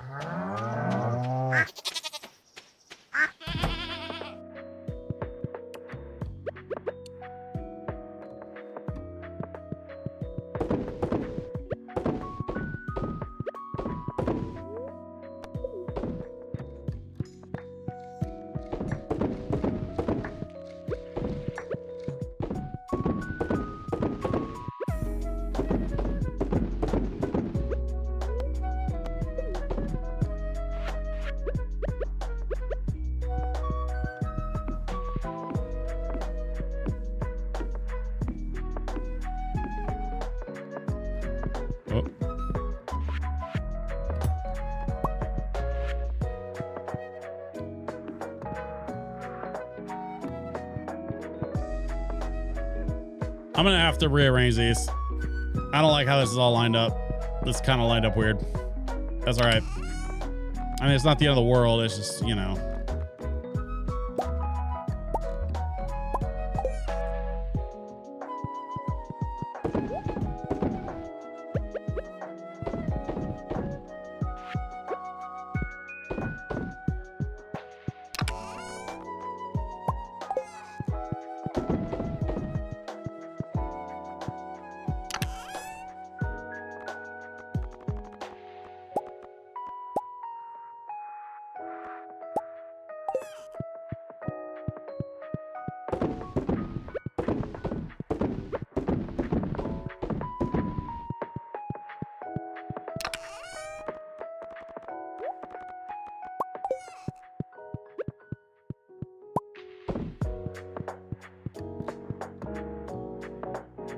So one of these days, I'm gonna come in here and spend some time playing catch up on the on all these like animal products that are just kind of stacking up. But I need a way to sort of delay the production stuff because I don't want to have to keep manually doing it.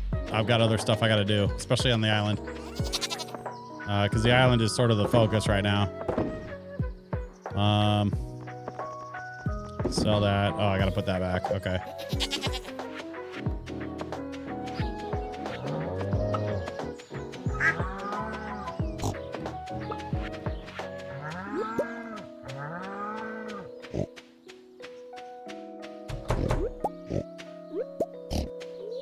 Let's take care of some of this.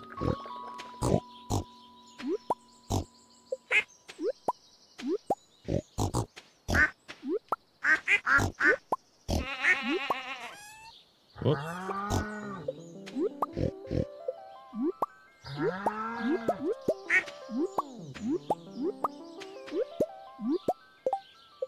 Is that everybody? Nope, I'm missing 2 pigs. Who am I missing?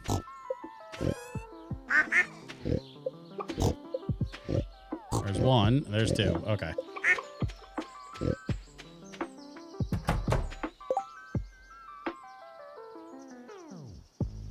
Why haven't you put cell boxes in each of your production barns? Wouldn't that make the full cycle a little faster? I mean, maybe.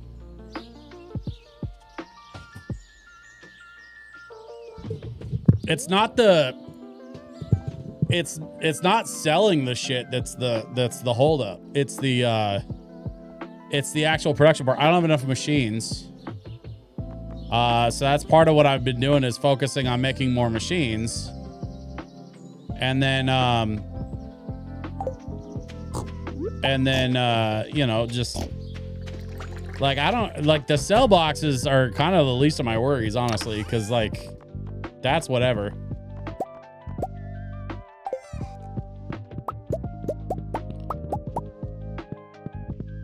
Because the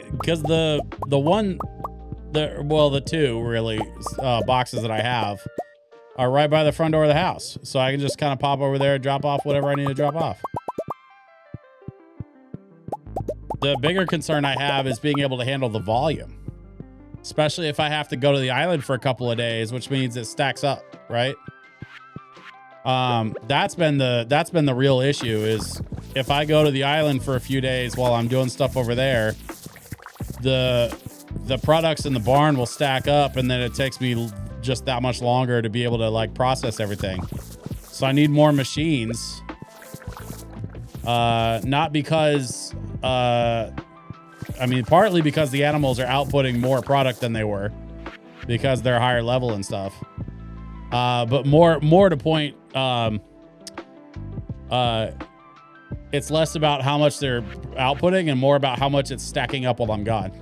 Is there any way to automate production? No, not that I've found. As far as I can tell, you still have to, like, you can auto collect.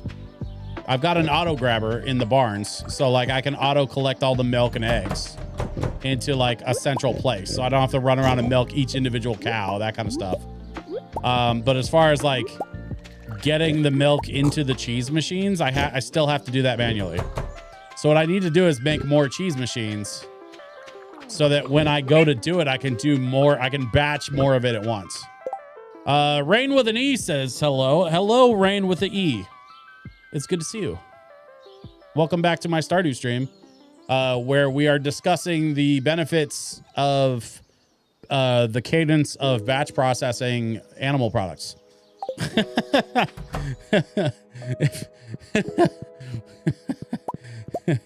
And hey, you know what? 8-Ball, that is one of the most out-of-pocket things I've ever said on stream. Trading dragon's teeth for a banana tree is nowhere near. I wouldn't even put that in the top 10.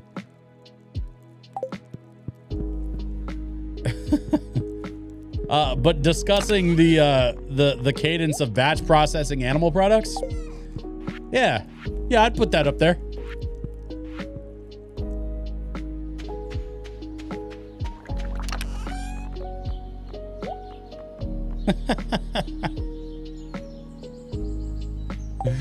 I need more hardwood so I can make more cheese presses. So I'm gonna have to go hardwood farming. That's one of the things that I can do every so often on the island as well, because the island has a lot of mahogany trees that grow in, and like you can actually farm a lot of hardwood by doing that. So let's see, what am I doing? Oh right, I gotta drop these eggs off.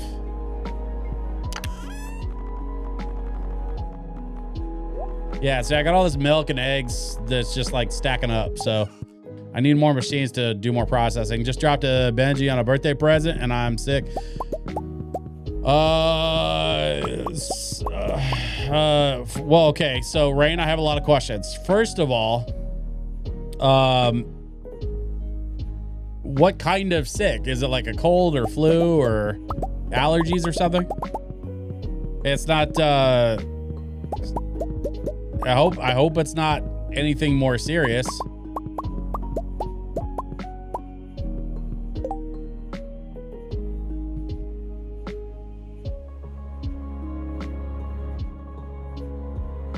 Oh, sick to your stomach. Ooh, maybe like a food poisoning kind of thing. That sucks. I had food poisoning in college and I still think, like, it was 20 years ago and I still think about it sometimes. Oh, sick to my stomach over spending $100. Oh, gotcha. Okay. So, all right. So then that's my other question, Rain. What did you buy yourself for $100 for your birthday? Cause that's a pretty solid ass birthday present, and I'm dying to know, what did you get yourself for your birthday? Also, happy freaking birthday. Like, oh, it wasn't for you? Oh, you said on a birthday present. I assumed it was for you. My apologies. If you don't want to tell me what it is, or you don't want to like say out loud, that's totally cool. We don't want to be ruining any surprises.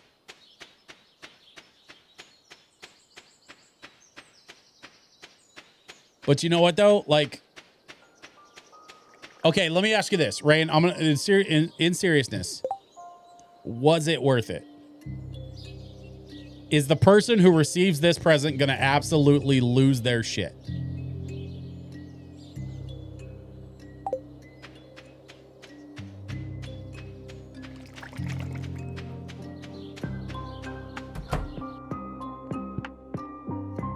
Inquiring minds want to know. Is the person receiving this $100 present going to lose their shit? It's a globe with a real skull. Dried insects and butterflies for my bestie. And it's 100% worth. Hey, that's what we like to hear. So you know what? Don't be sick to your stomach. I say, we don't get to take it with us when we die. So spend it on the ones you love. That's my philosophy. Not that anybody asked, but I'm giving it out for free anyway. Let's get some milk and let's get some eggs.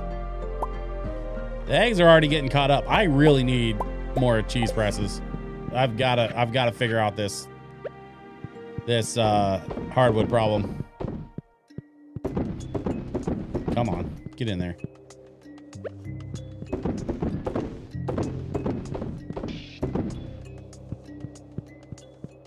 And it's not human, just to put that out there. I mean, okay.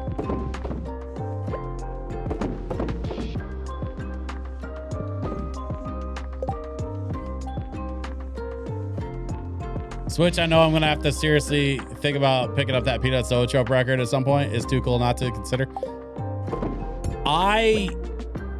Okay, so the funny thing is, like, I'm not a big fan of picture discs, but I really like the Zoetrope discs because they add something new to the experience. And I really, really like what they did with that Peanut Zoetrope record.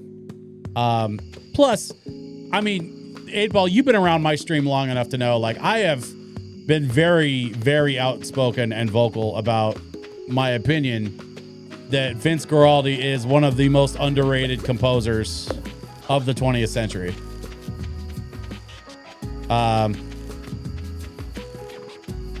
The skull isn't human. I felt like I needed to be specific, not to weird anyone out. I appreciate you clarifying, Rain, but listen, you're gonna find no judgment here. All I care about is that you are happy with your decision and that your friend is going to be happy with their gift. Because I want that for you and I want that for them. And if I had to venture an educated guess, I would say that probably will be the case. It sounds like you're stoked about it. Sounds like they're going to be stoked about it. 8Ball says he was such a flash in the pan and it's sad, honestly. We lost a great one way too soon. Yeah. You know what's wild? I went to high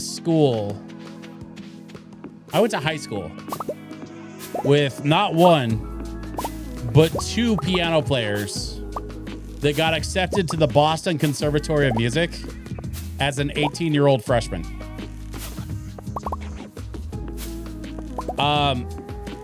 If you aren't familiar with the Boston Conservatory of Music, I will save you a Google. It is one of the preeminent music education facilities in the world. Not the country, in the world. The Boston Conservatory. Imagine, so like you've heard of Juilliard for the performing arts.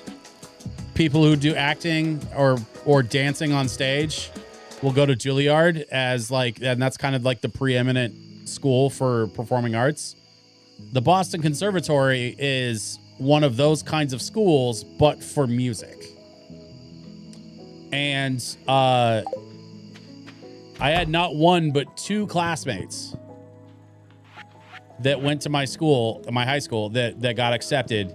I don't know what the hell was in the water out there where I went to school, but like we somehow stumbled on two absolutely redonkulous piano players that made it into Boston Conservatory. And by the way, piano being, you know, a pretty damn popular instrument. So like being good enough to get accepted to the Boston Conservatory as an 18-year-old in an instrument that is highly competitive like the piano, that's like saying you got a full scholarship for playing the guitar. Like everybody plays the guitar, man.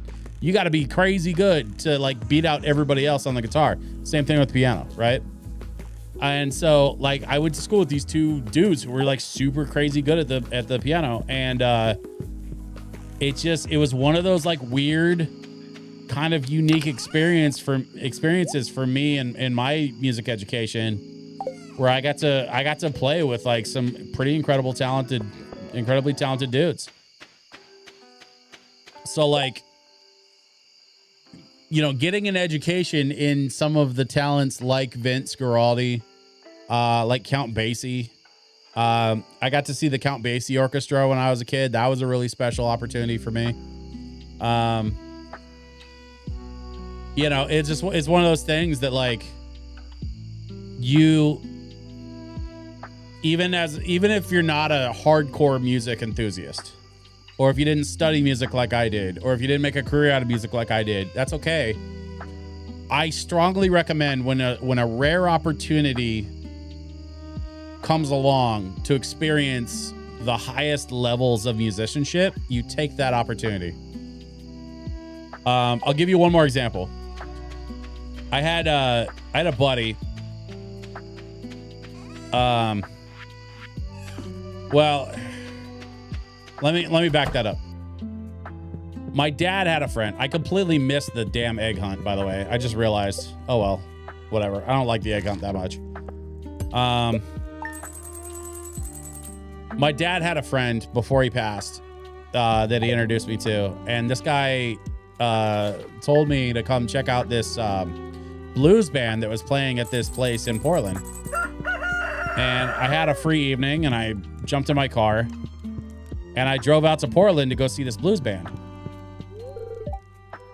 And I was listening to this blues band, and it was led by this dude on piano who had this crazy voice. Like he was singing everything and playing piano, and he's sort of like leading the band from his piano.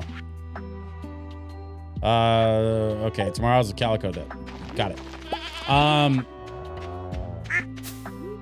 And this guy was so good, like so insanely good, that I called my drummer and my MC.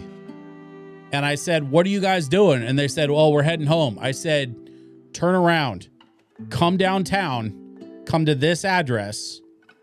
I'm watching a blues band right now, and you need to hear these guys." And so my drummer and my MC showed up 20 minutes later, and they sat down, we ordered beers, and we watched this band for like the next hour and a half. And they played this incredible blues and jazz set for this place in Portland it used to be called the Blackwater. And I did not know this at the time, but me, my MC, and my drummer are sitting there having beers. My dad's friend is like there, but like he's kind of like networking and kind of mingling with a bunch of his friends. And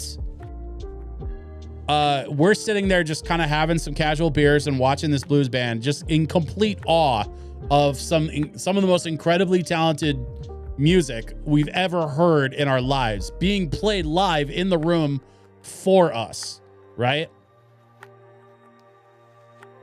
And this guy does his own version of a Randy Newman song to sort of wrap up the last song of the night. And it was called Louisiana 1929. By the way, side note, look up Louisiana 1929 by Randy Newman and get ready to cry.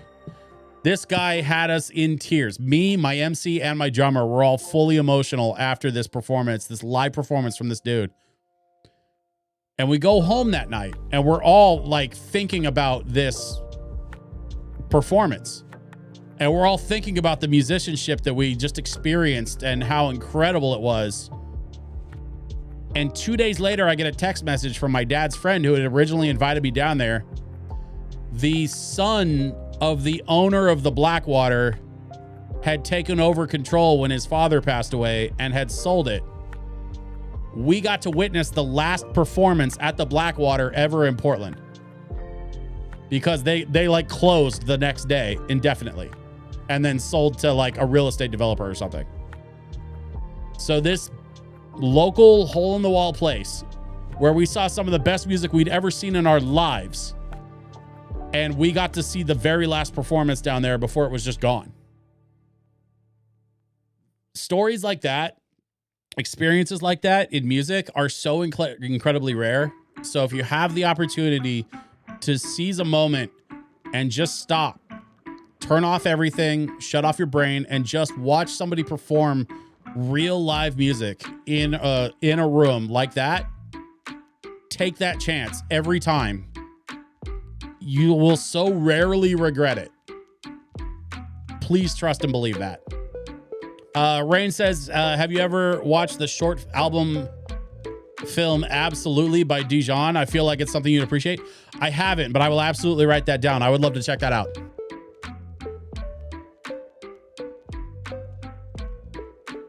This is going to come as a big shock, being that I'm a DJ and whatnot, but like, I really enjoy music documentaries and I really enjoy like music biopics and stuff. Actually, hang on. Let me scribble that out real quick before I forget.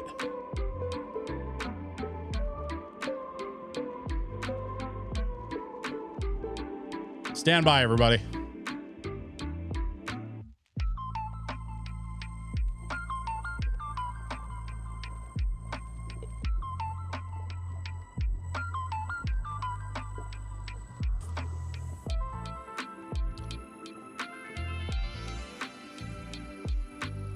Hey, while we're trading music stories, have any of you had a chance to check out the Daft Punk experience in Fortnite? I don't know how many of you all in the chat are like Fortnite players, but I got to see the Daft Punk experience in Fortnite when it came out on Saturday. I got to check it out, and it was another one of those where I got really emotional. It's beautiful. If you're not big on Fortnite, or if you have access to Fortnite, I don't know, like, I don't know what your relationship is with Fortnite, but I'm here to tell you, like, the Daft Punk experience in Fortnite was, as a Daft Punk fan, like, I was incredibly moved by the whole thing. It's so good. Please do the full album. Has more songs on it, but altogether it's one of the most beautiful pieces of work I've ever heard as far as albums. Okay, cool. Yeah. No, I wrote Rain, I wrote down Absolutely by Dijon. I'm gonna try to check that out as soon as I have a chance. Obviously, like, right now I'm a little busy doing the stream. But yeah, I wanna check that out as soon as I have an opportunity, because that sounds like it'd be right up my alley. And I just love music. I love all kinds of music. I love jazz. I love electronic music. I grew up playing jazz. Now professionally, I play electronic music. You know, a lot of like remixes and stuff. So like, if it's music, there's a pretty high chance I'm gonna be into it.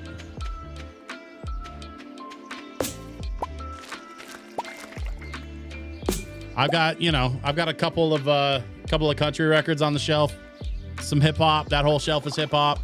That whole shelf is soundtracks. Most of that shelf is like nerd rock and funk covers and I didn't mean now, but the film is on YouTube, so it's easy access. Hey, nice. Right on. Stuff like that. I mean, having it on YouTube, and I do have a YouTube premium account, which actually makes it even easier because I can watch it without ads and stuff. Having it on YouTube does make it nice and easy for me to check that out. But I will tell you right now, if you have recommendations that aren't on YouTube or aren't easy to track down, just like shoot me a name anyway, and I'll go find it. I'm pretty good at tracking down stuff like that if I need to.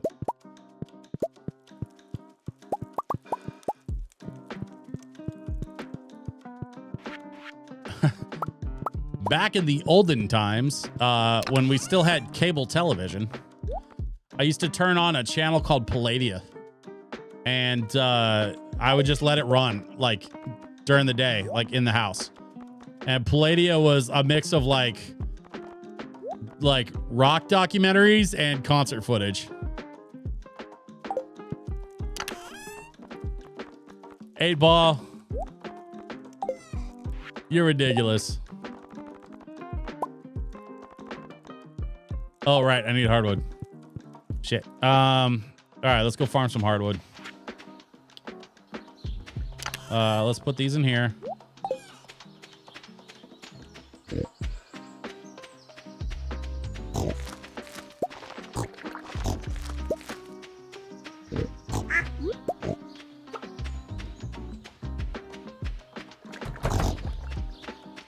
I don't know who that is, but I'm looking forward to learning more about them.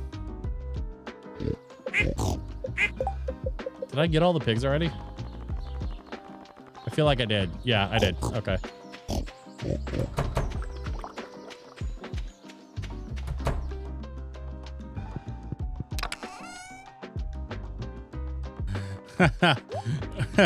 Finding obscure tracks on sketchy hosting sites. 8-ball, shut up. We're not supposed to talk about that. I don't do that anymore.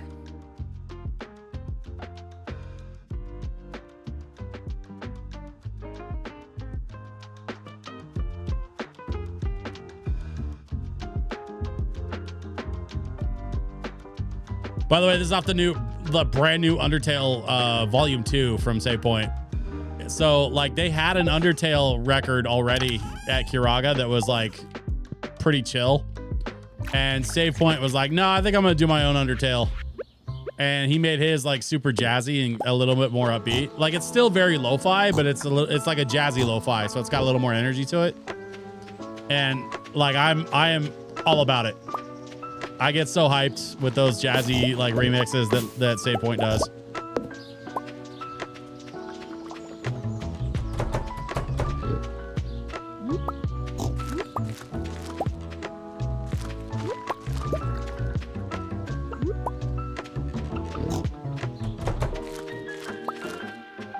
Jazz-fi? Low jazz? No, I mean, I think it still falls under lo-fi. So lo-fi hip-hop has its roots in jazz. In fact, I mean, all of hip-hop technically has roots in jazz music. But lo-fi hip-hop especially took a lot of influence from jazz records because, like, you know, guys like Jay Dilla, when lo-fi hip-hop was being created originally, you know, guys like Jay Dilla were digging through old jazz records to find samples. So the jazz influence on lo-fi is already basically like baked in.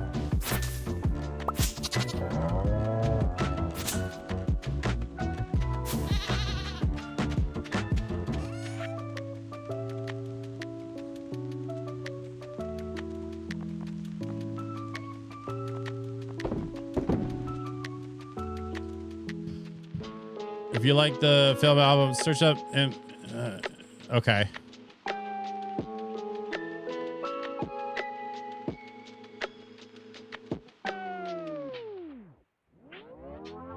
Hang on, I'm copying that into my text file here.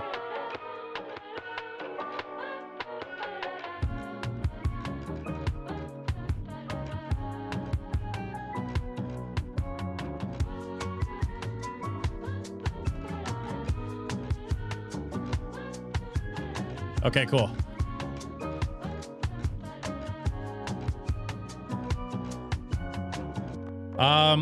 Rain, I've got everything written down. I'm gonna go do my homework this week.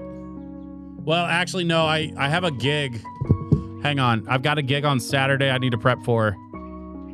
So, and then I've got D&D on Sunday. So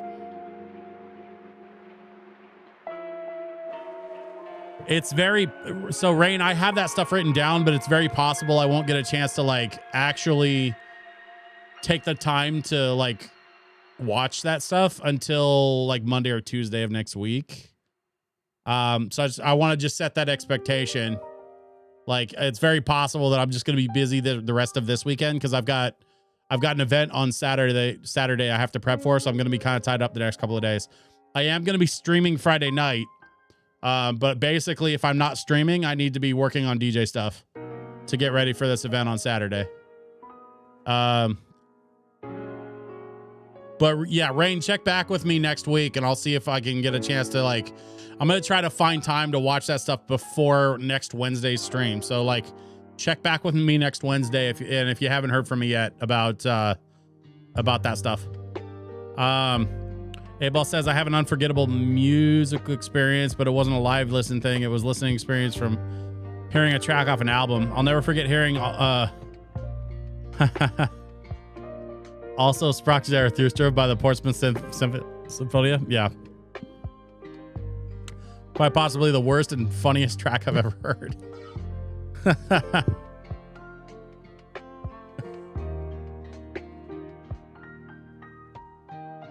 I know exactly what song you're talking about.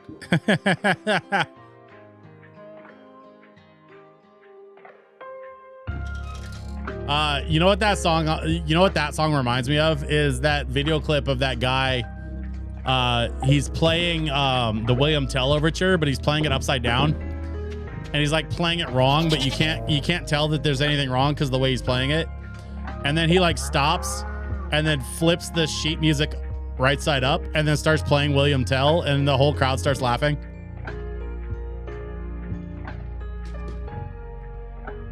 I don't remember who that piano player was, but it's kind of a famous internet clip. Shit. Yeah, I haven't touched any of the, like all I've done is the pigs. It's already 1 o'clock. I'm taking so long to get through all this. All right. Yes. Hello. Hi. Hello. I need to get back to the island, so let's make this quick. Is that everybody?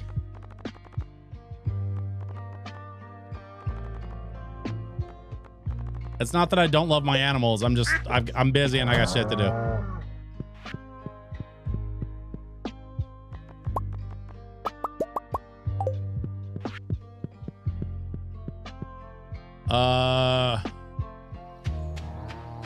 Your William Tell player was Victor Borg. Yeah, that sounds right.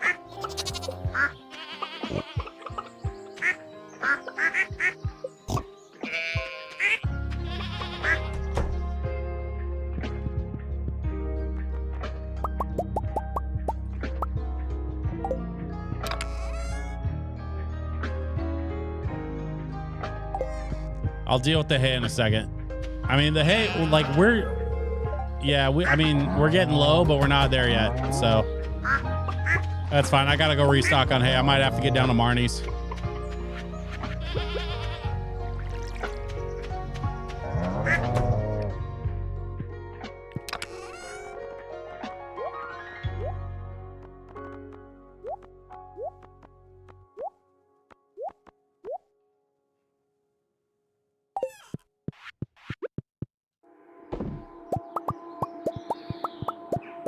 I'm not gonna worry about restocking any of this stuff just now. I'm gonna go sell off what I have and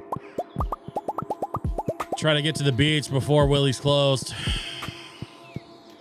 so I can get back to the island.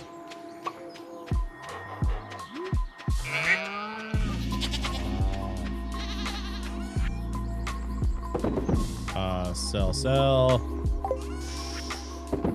There. We gotta get that jade put away. Here, let's do this.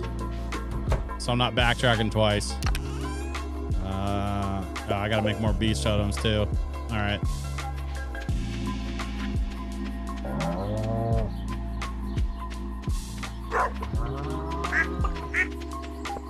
How are we doing in here? So far, so good. Okay.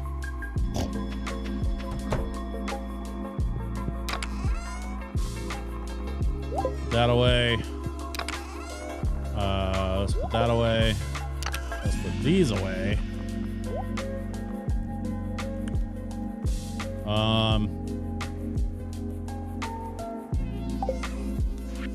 Okay.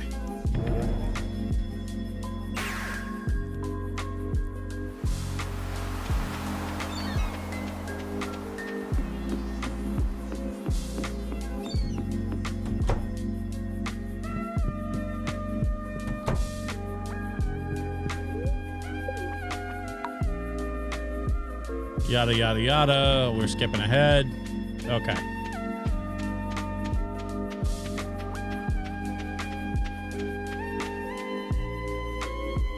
We're still looking for ginger.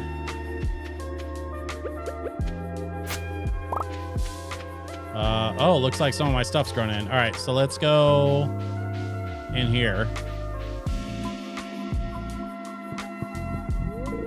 You must grow for me that sweet delight, which is both pink and juicy. Do not pluck it from the earth. I wish to see it in its natural state. You have something to show me? Yes. I see you are growing the thing I seek. However, it is still but a child.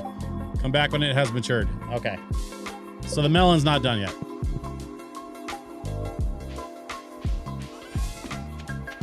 Fine, whatever. I'm just worried about these 3 crops right at the moment. I will run around and backfill the rest of these later. I'm not worried about it right this second. I just need to get those walnuts.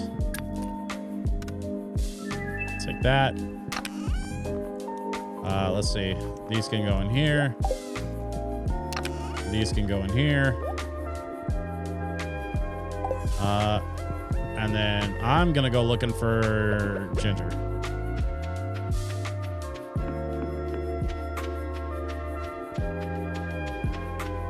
What do you know? There's some. And there's some. And there's some.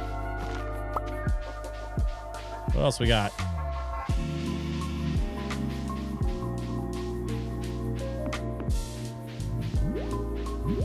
No? Maybe? No.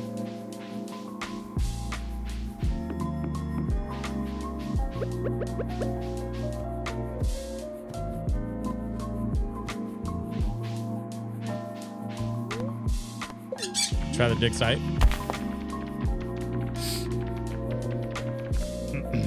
Hey, there's some.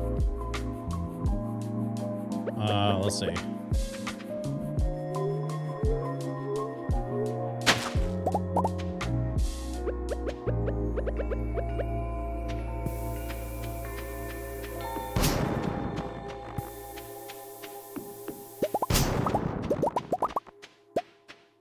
Prehistoric scapula? What was that for?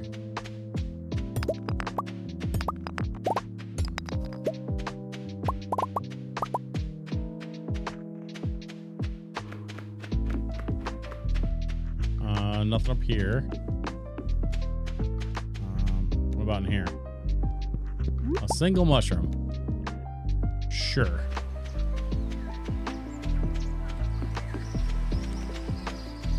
Oh, I forgot my stupid pan. I need the pan for there's a specific bone fragment that you can only get by panning in the river. I'll have to come back for that. Let's see. Anything? No, nothing here.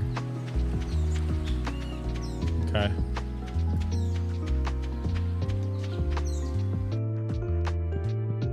Let's see if he wants any of this. Doesn't look like it. All right, so we'll sell the rest of that.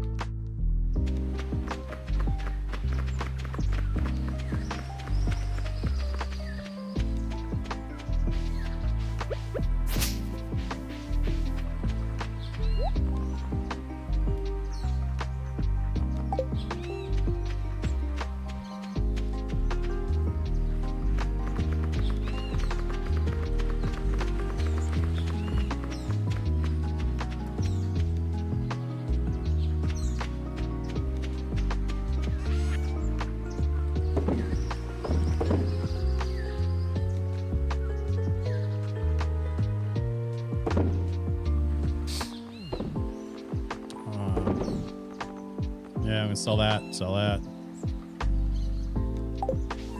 Keep the rest. Still waiting on that melon to grow in.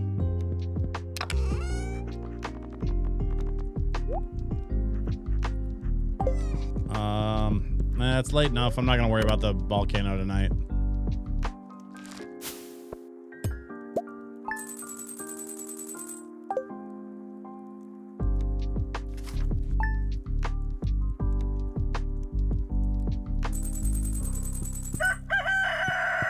Okay. New day. New opportunities.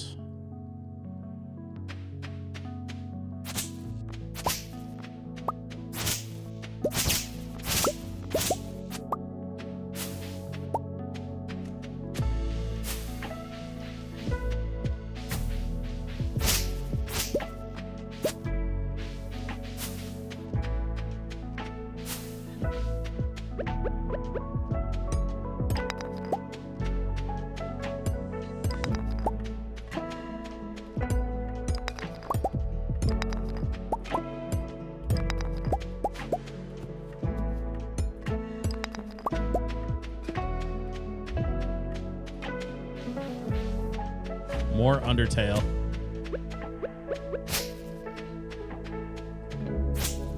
You know what's actually kind of dope? The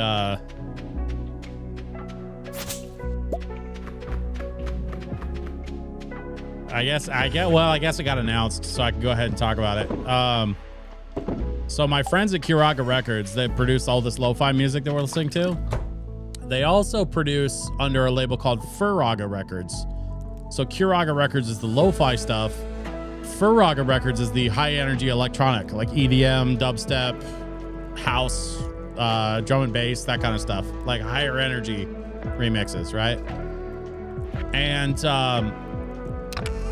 Furaga Records just partnered with Monster Cat, the EDM label Monster Cat, and they just released a joint anniversary album of remixes for Undertale, but it's all like high energy EDM remixes. And they just announced it on socials this week, and so it's out there in the public, and you can check it out. But yeah, I'm pretty stoked for my friends over there at Furaga for getting a chance to collaborate with Monster Cat. It's a pretty epic opportunity.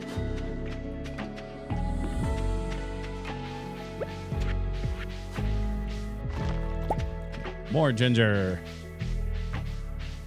More ginger and more ginger.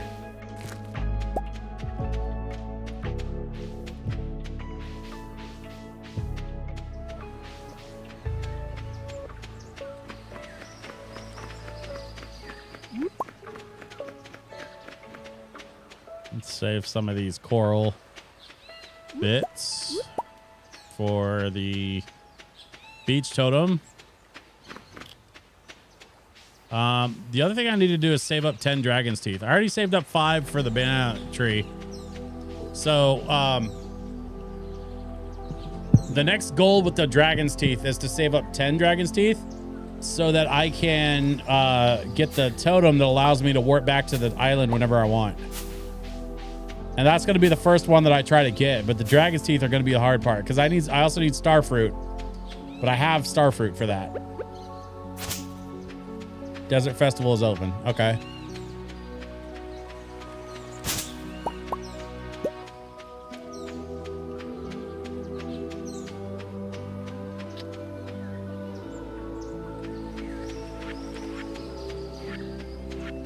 Not a lot going on here. Let's offload this stuff. We're gonna go save the rest of this inside. And now,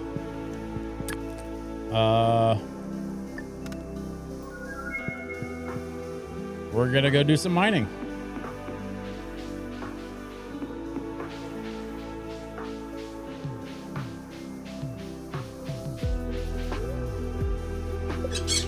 Since we got ourselves some get some ginger, and we've got a little time on our hands before the ginger repopulates on the island. We should probably spend some of this time trying to mine some more dragon's teeth. So we got to find the lava monsters, or we need to find the dragon's teeth like next to the big skeletons. It's going to be interesting to see how that plays out.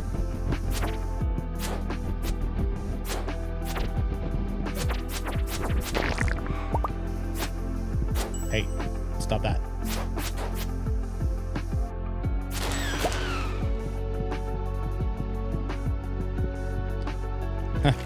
Ginger in time, wow.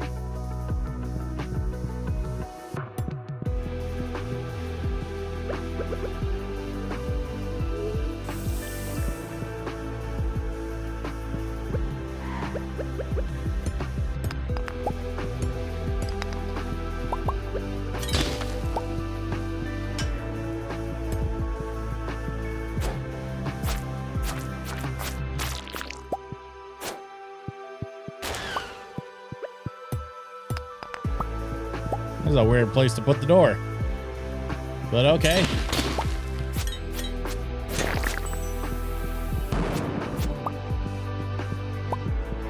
Come here, you floating little nuisance. You and your friends. Gotcha.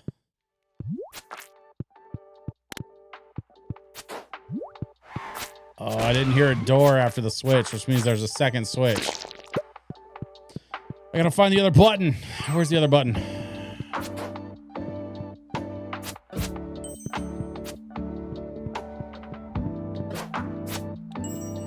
I do not see the second button.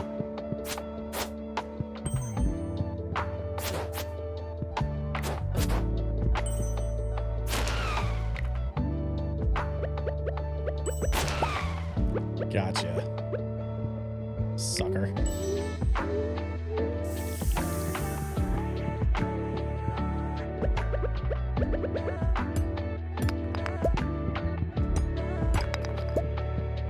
Okay, there's the door. Oh, there's the button. I see it. Okay. Yeah, sometimes the doors have two buttons. You have to find them both. That was actually not that bad. Yeah, let's go like this.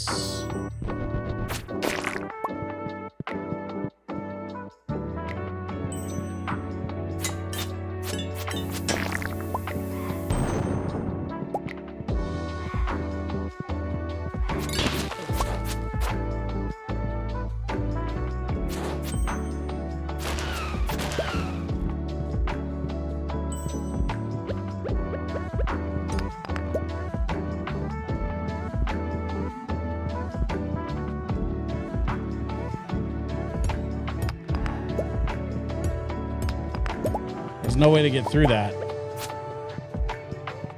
I gotta go around.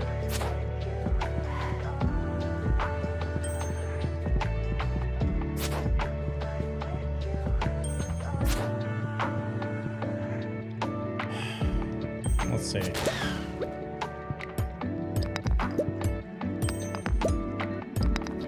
There we go.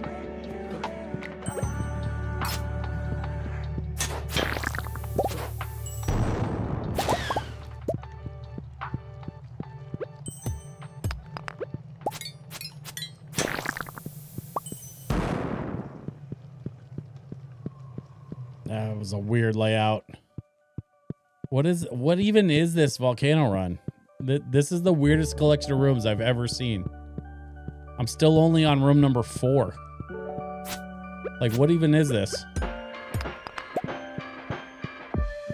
Do do do do do do do do do do. Do do do do do do do do do do.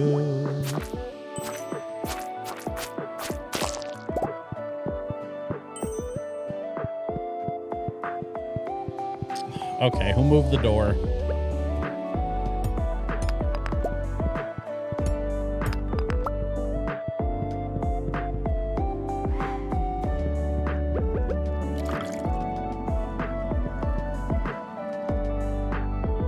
All right, let's push on. If we can at least find like a lava monster or two, maybe we can still score a dragon's tooth. But these higher level rooms, a lot of times it's not likely, because you end up getting more of this kind of thing where it's like old ancient ruins kind of situation.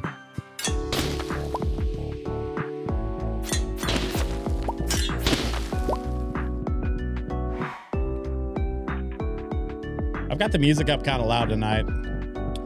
Like we're just vibing. Not that I'm complaining, but y'all let me know if you need me to turn the music up or down. As always, I am here to please. I just want y'all to enjoy yourselves while you're here with me. That's my only real goal. I want you to have a good time. That's it.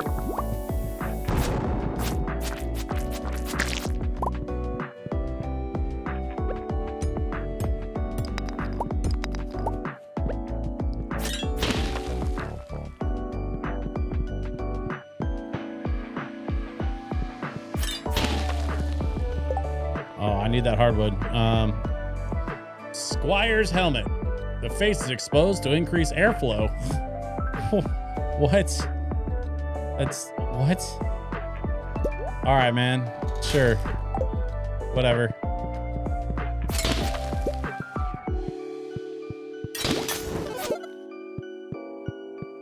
Stuff's so goofy, man.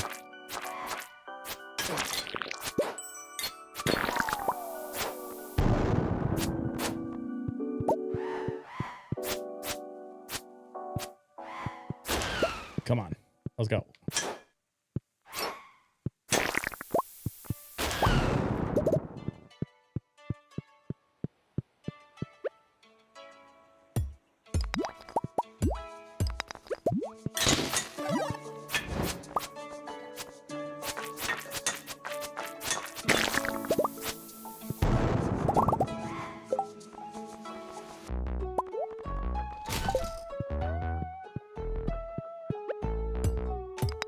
It's not even the right way. I gotta go this way. Damn it. Stop that. Leave me alone.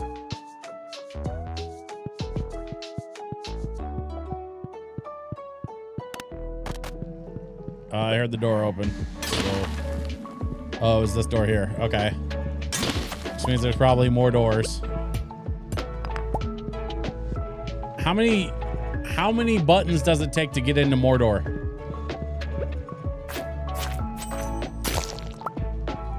Ah, leave me alone. Hey. Piss off. I need that ginger.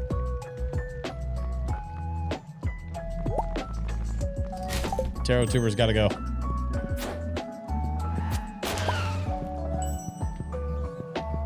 Okay, so I got the ginger. I need to find a switch. There's a button around here. Oh, I see it. Except how do I... Oh...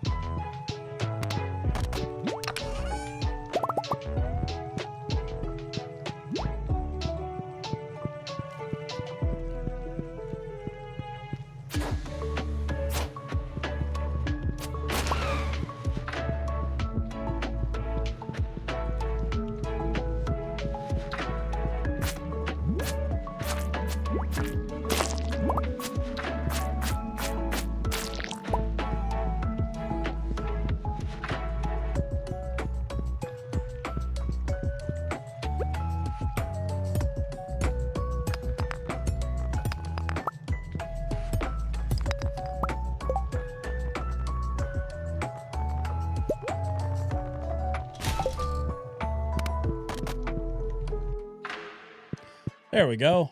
Made it to the top. Now we just go back down because I'm not messing with the forge today. I need to look up the I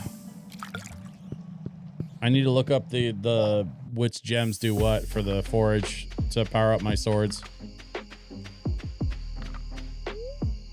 I'll get around to that at some point. For now, let's get back to the farm and drop off some of the stuff that we picked up. Unfortunately, no dragon's teeth today. It's completely random the way that the rooms and the volcano lay themselves out. So, you know, you just kind of gotta do what you gotta do. And if we get lucky, cool. If we don't, then, well, you know, sometimes that's how it works out. All right, so let's put this in there. There.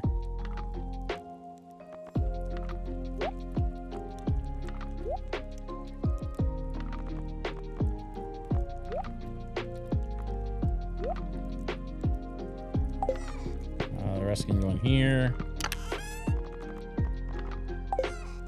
I think.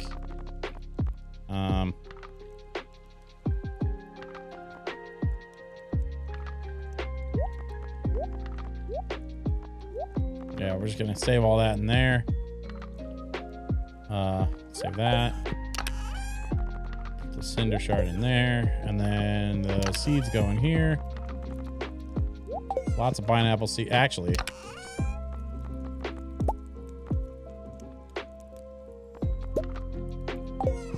let's go plant those pineapple seeds.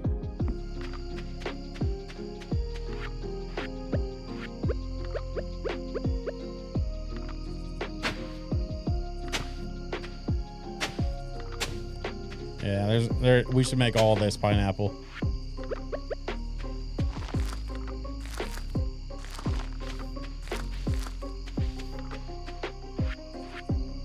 There, we got a full batch of pineapple.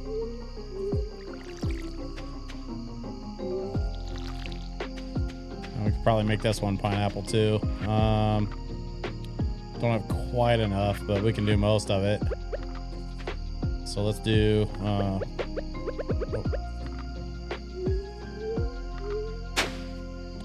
like that, and then that. I'll go like that, that, and that, and then like that.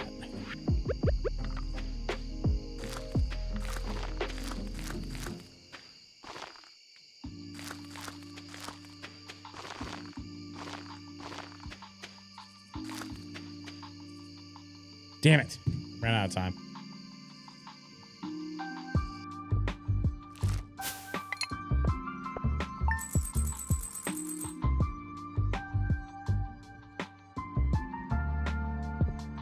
Hopefully I don't lose my stuff. I think that only happens when you die. I didn't die, I just passed out. Yeah, doesn't look like I lost anything, so.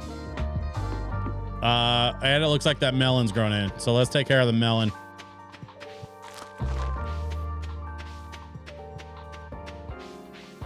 What we got here? You never showed up at the boat, so I went looking for you. Yada, yada, yada. Thanks, Willie. Oh. Caroline sent me a parsnip. That was nice of her. Sell. And now we go visit this fellow.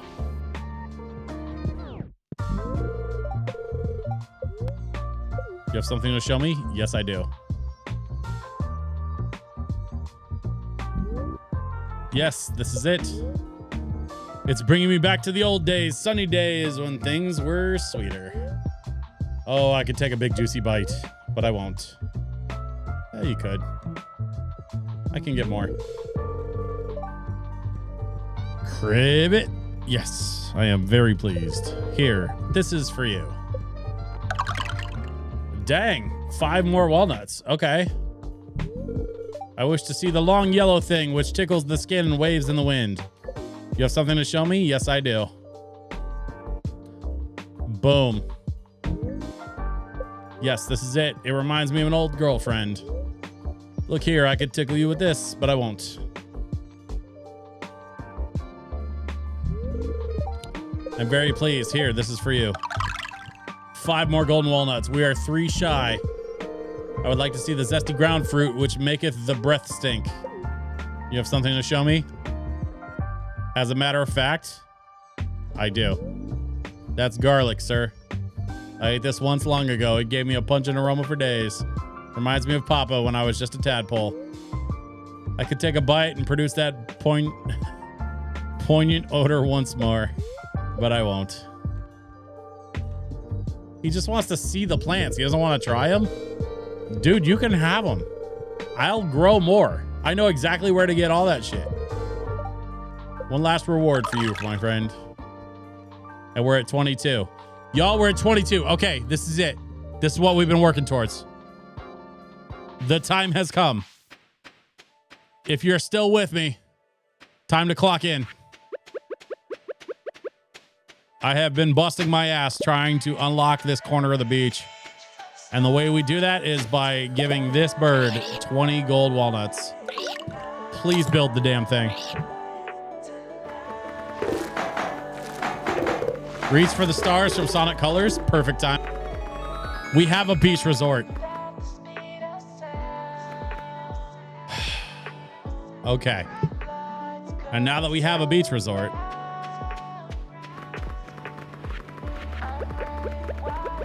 hold up. Wait a minute. Can I not shoot the crab?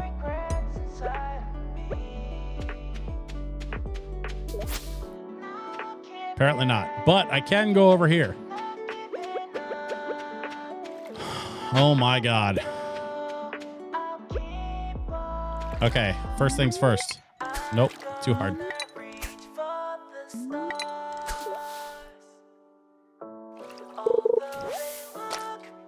Got it. I knew there was something in there. We got more driftwood.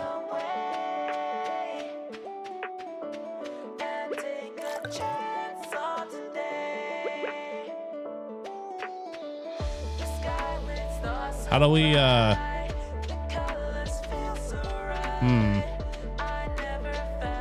Oh, there's an entrance here. What's in here?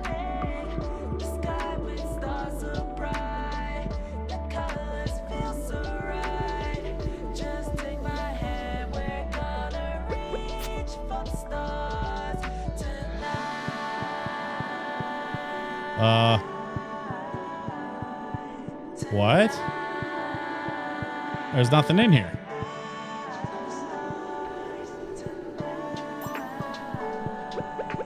Okay.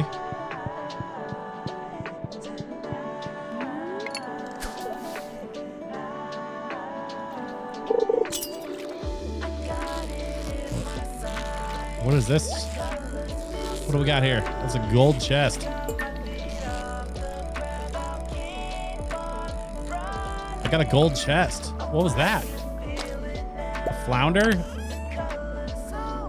And some deluxe bait. Okay. I mean, I'll take it.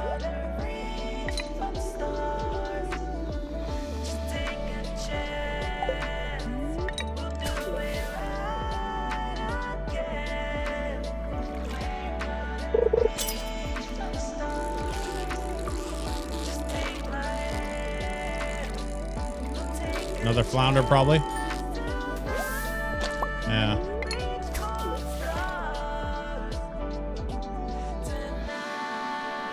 I don't have my weighted tackle anymore. Should be fine. Oh, what is this? Oh, this one's a little more feisty. I don't think this is a flounder. I think it's something else. Hey, stingray, let's go. I want to make a pond with stingray.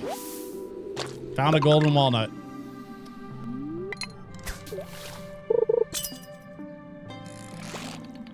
Is this another stingray? I hope. Maybe. If I'm lucky.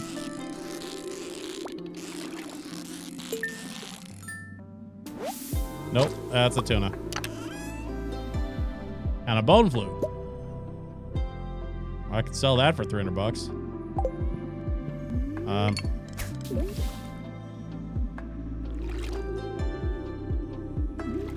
See what else we can catch while we're here.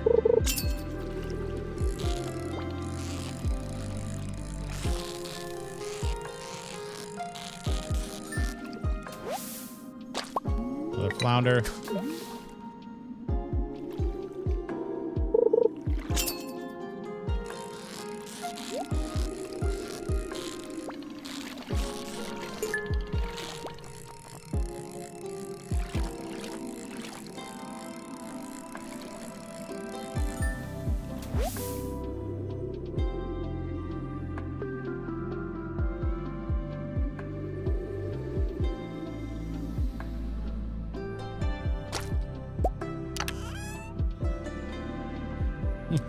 Some wood and a rusty spoon.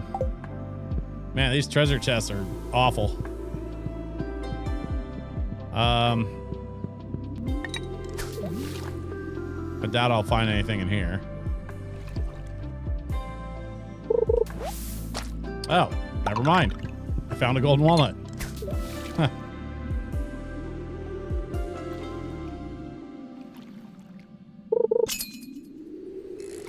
Whoop. That one seemed a little aggressive. Oh, maybe another stingray. Please be another stingray. Hell yeah. Okay, I got 2 of them. I got 2, which means I can populate a fish pond.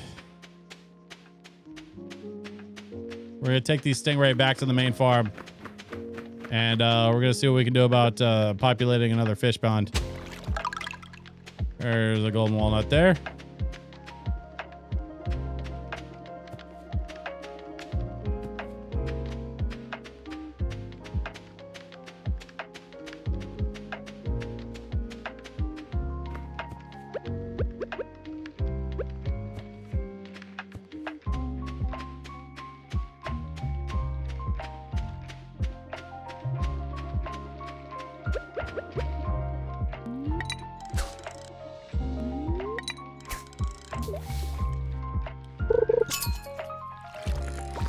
Whoa.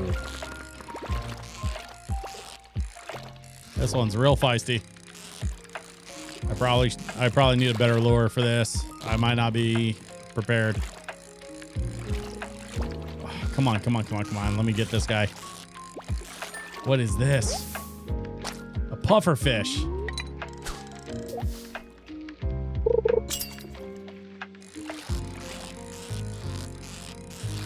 This one's not fighting nearly as hard.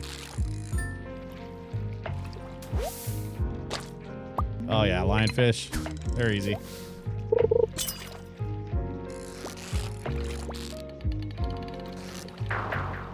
Yeah, that's probably another puffer fish. I'm not gonna get that one.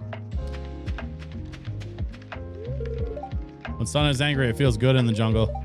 Sun can't find us beneath the leaves. We trick him. Ha ha ha. Okay. Can I, is there?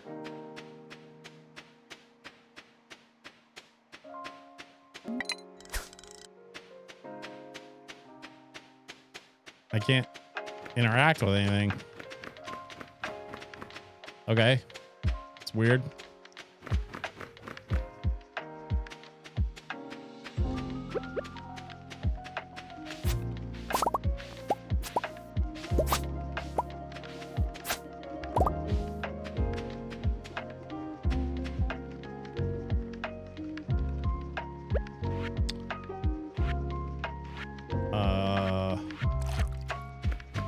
All right, first things first. Let's sell some stuff. We're gonna sell this and this. Keeping the stingrays. Sell the tuna, the bone flute. We're gonna keep the crops. Sell the lionfish, the puffer fish, and the flounder. And I'll keep the carrot seeds. I don't know what I'm gonna do with all these carrot seeds. I don't really need them, but I have them.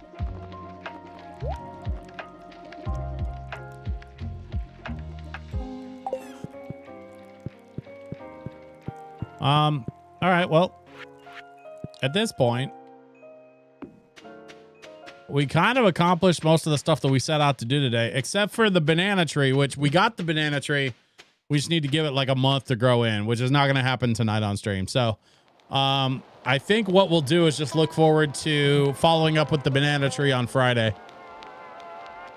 And I think now's a good time for me to go ahead and wrap the stream. It's about 5 minutes to 10. Oh, I forgot that button doesn't work.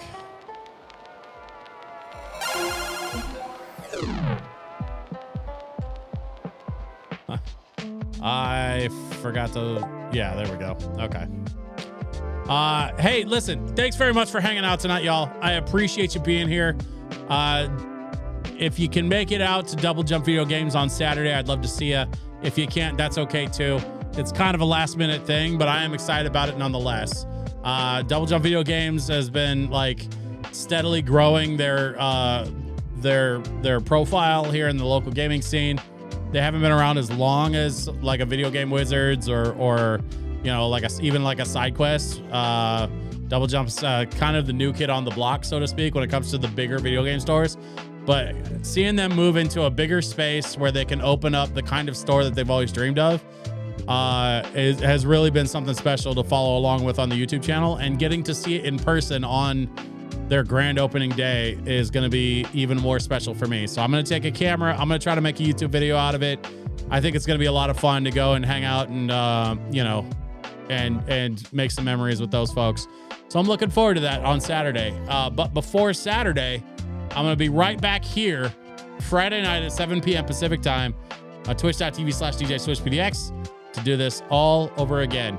I'm going to try to have the banana tree ready to go for Friday so that we can follow up with the banana tree and see what we can do. Actually, before we go, there's one more thing I wanted to kind of look at before we sign off for the night. Let me go do this real quick. This is one of those weird little things I had thought about. I almost forgot about it, honestly. I was thinking about it. I almost forgot to do this, but I wanted to go check. If you go up to this door, oh, there's some more ginger. Look at that.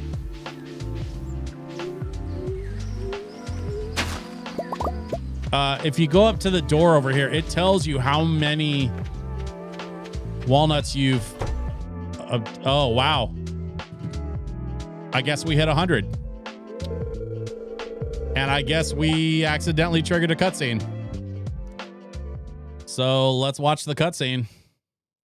Well, look who's made it to my secret walnut room.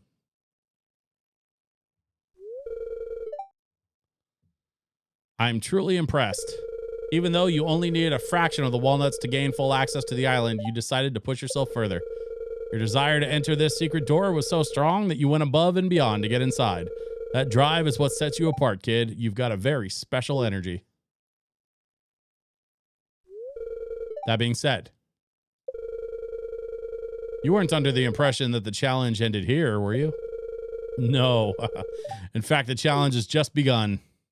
What does that mean? On your left, you'll find a board with some very interesting opportunities. These challenges, which I've designed just for you, will push you to your very limit. However, if you can successfully conquer my challenges, you'll earn an exclusive currency. I call them chi jabs. Just don't put them in your mouth, kid. They're highly radioactive. You can use the machine on your right to trade these chi gems for rare and powerful rewards. Sounds interesting, doesn't it? Yes, I have a feeling someone like you will enjoy this very much. Now, if you'll excuse me, I have important business to attend to.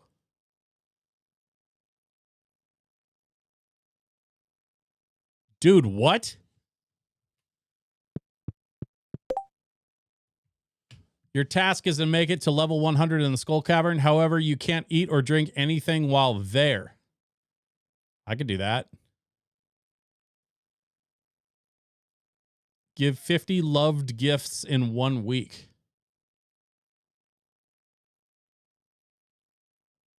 Attila the mom, hi. I was literally signing off and then I said, wait, let me try one more thing. And I went to go check how many walnuts I needed to get in the door. And then the door opened and it made a cutscene. And now I'm like looking at these like weird challenges that I just unlocked right at the end of my stream. Okay, so I'm not going to do either of those right now. That Skull Cavern one, I think I could do. Because you can't eat or drink anything while you're there. Which seems doable. I can just grab a bunch of staircases and make my way down to level 100. I've done it a couple times now. Okay, well, so we made it into the walnut door. I guess that means we've acquired enough walnuts. I don't even know where you go to look.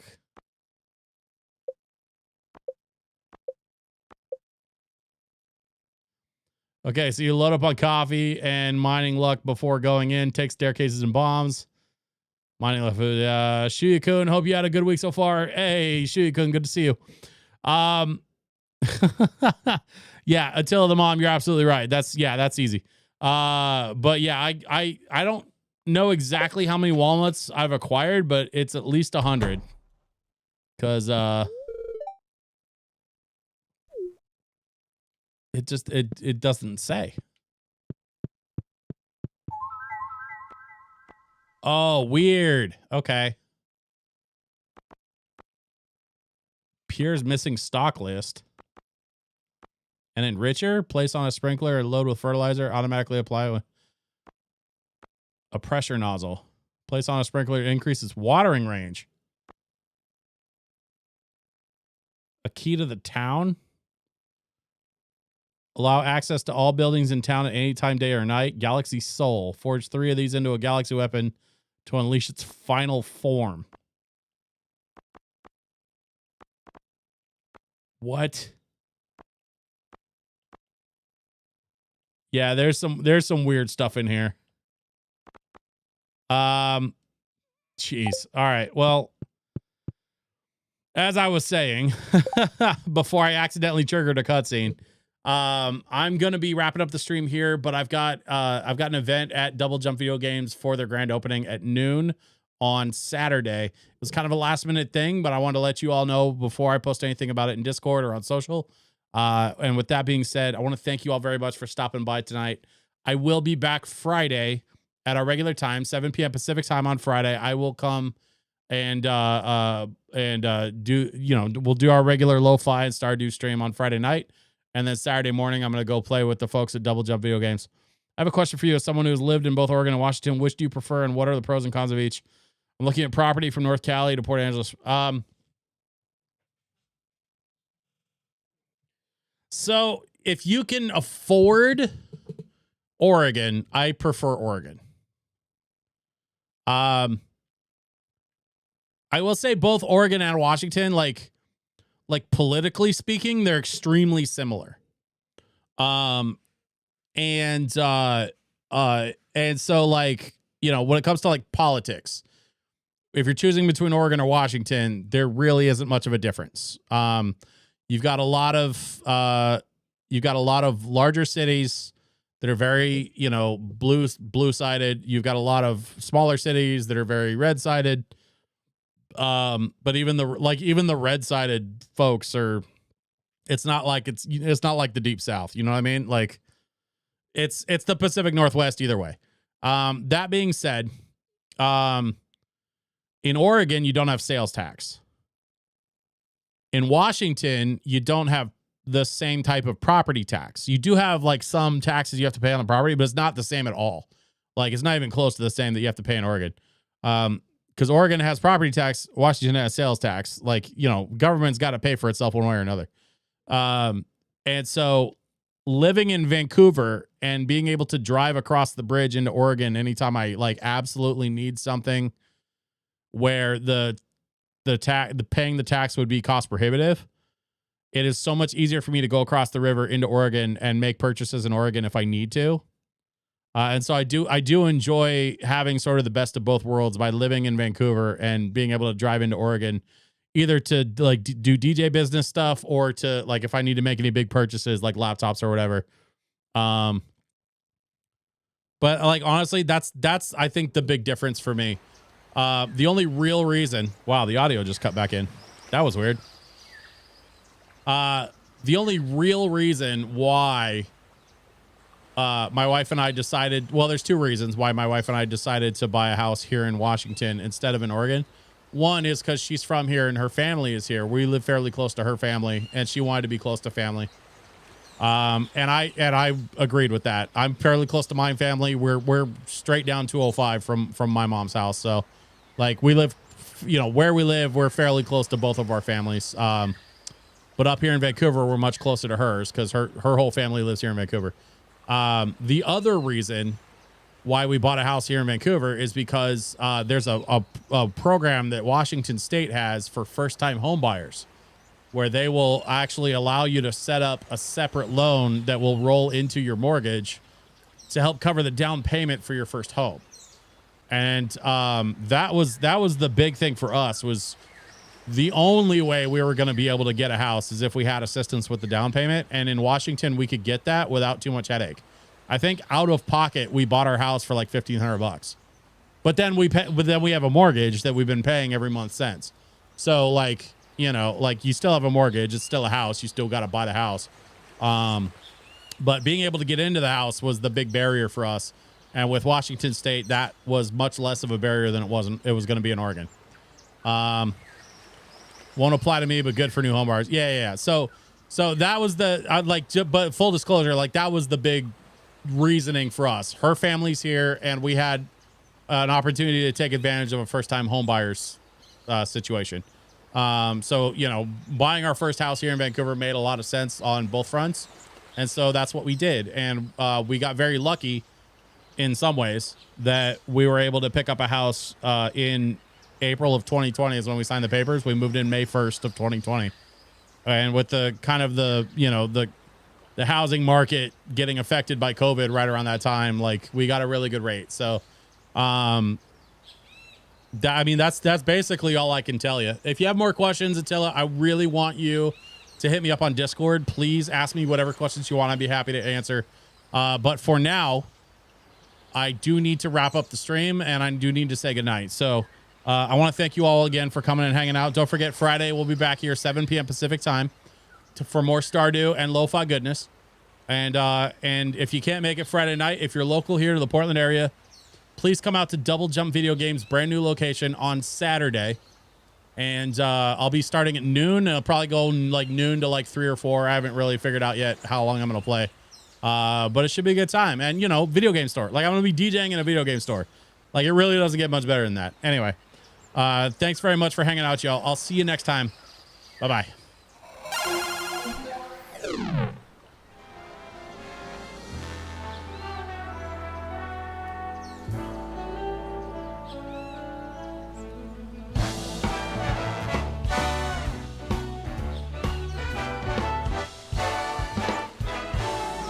This was a triumph. I'm making a note here, huge success. It's hard to overstate my satisfaction. Aperture science. We do what we must because we can. For the good of all of us, except the ones who are dead. But there's no sense crying over every mistake. You just keep on trying till you run out of cake. And the science gets done and you make a neat gun for the people who are still alive.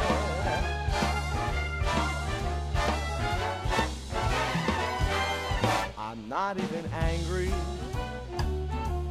I'm being so sincere right now. Even though you broke my heart and killed me, tore me to pieces, and threw every piece into a fire. As they burned, it hurt because I was so happy for you. Now these points of data make a beautiful line, and we're out of beta, we're releasing on time. So I'm glad I got burned to think of all the things we've learned for the people who are still alive.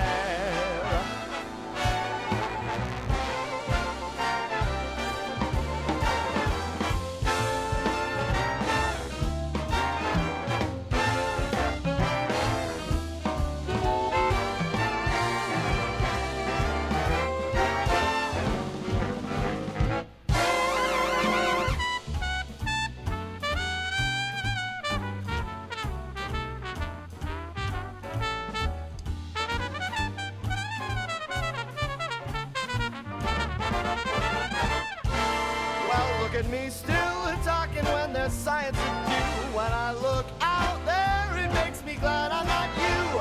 I've experiments to run, there is research to be done on the people who are still alive.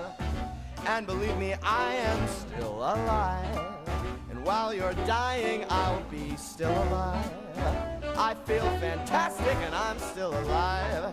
And when you're dead, I will be still alive. Still alive.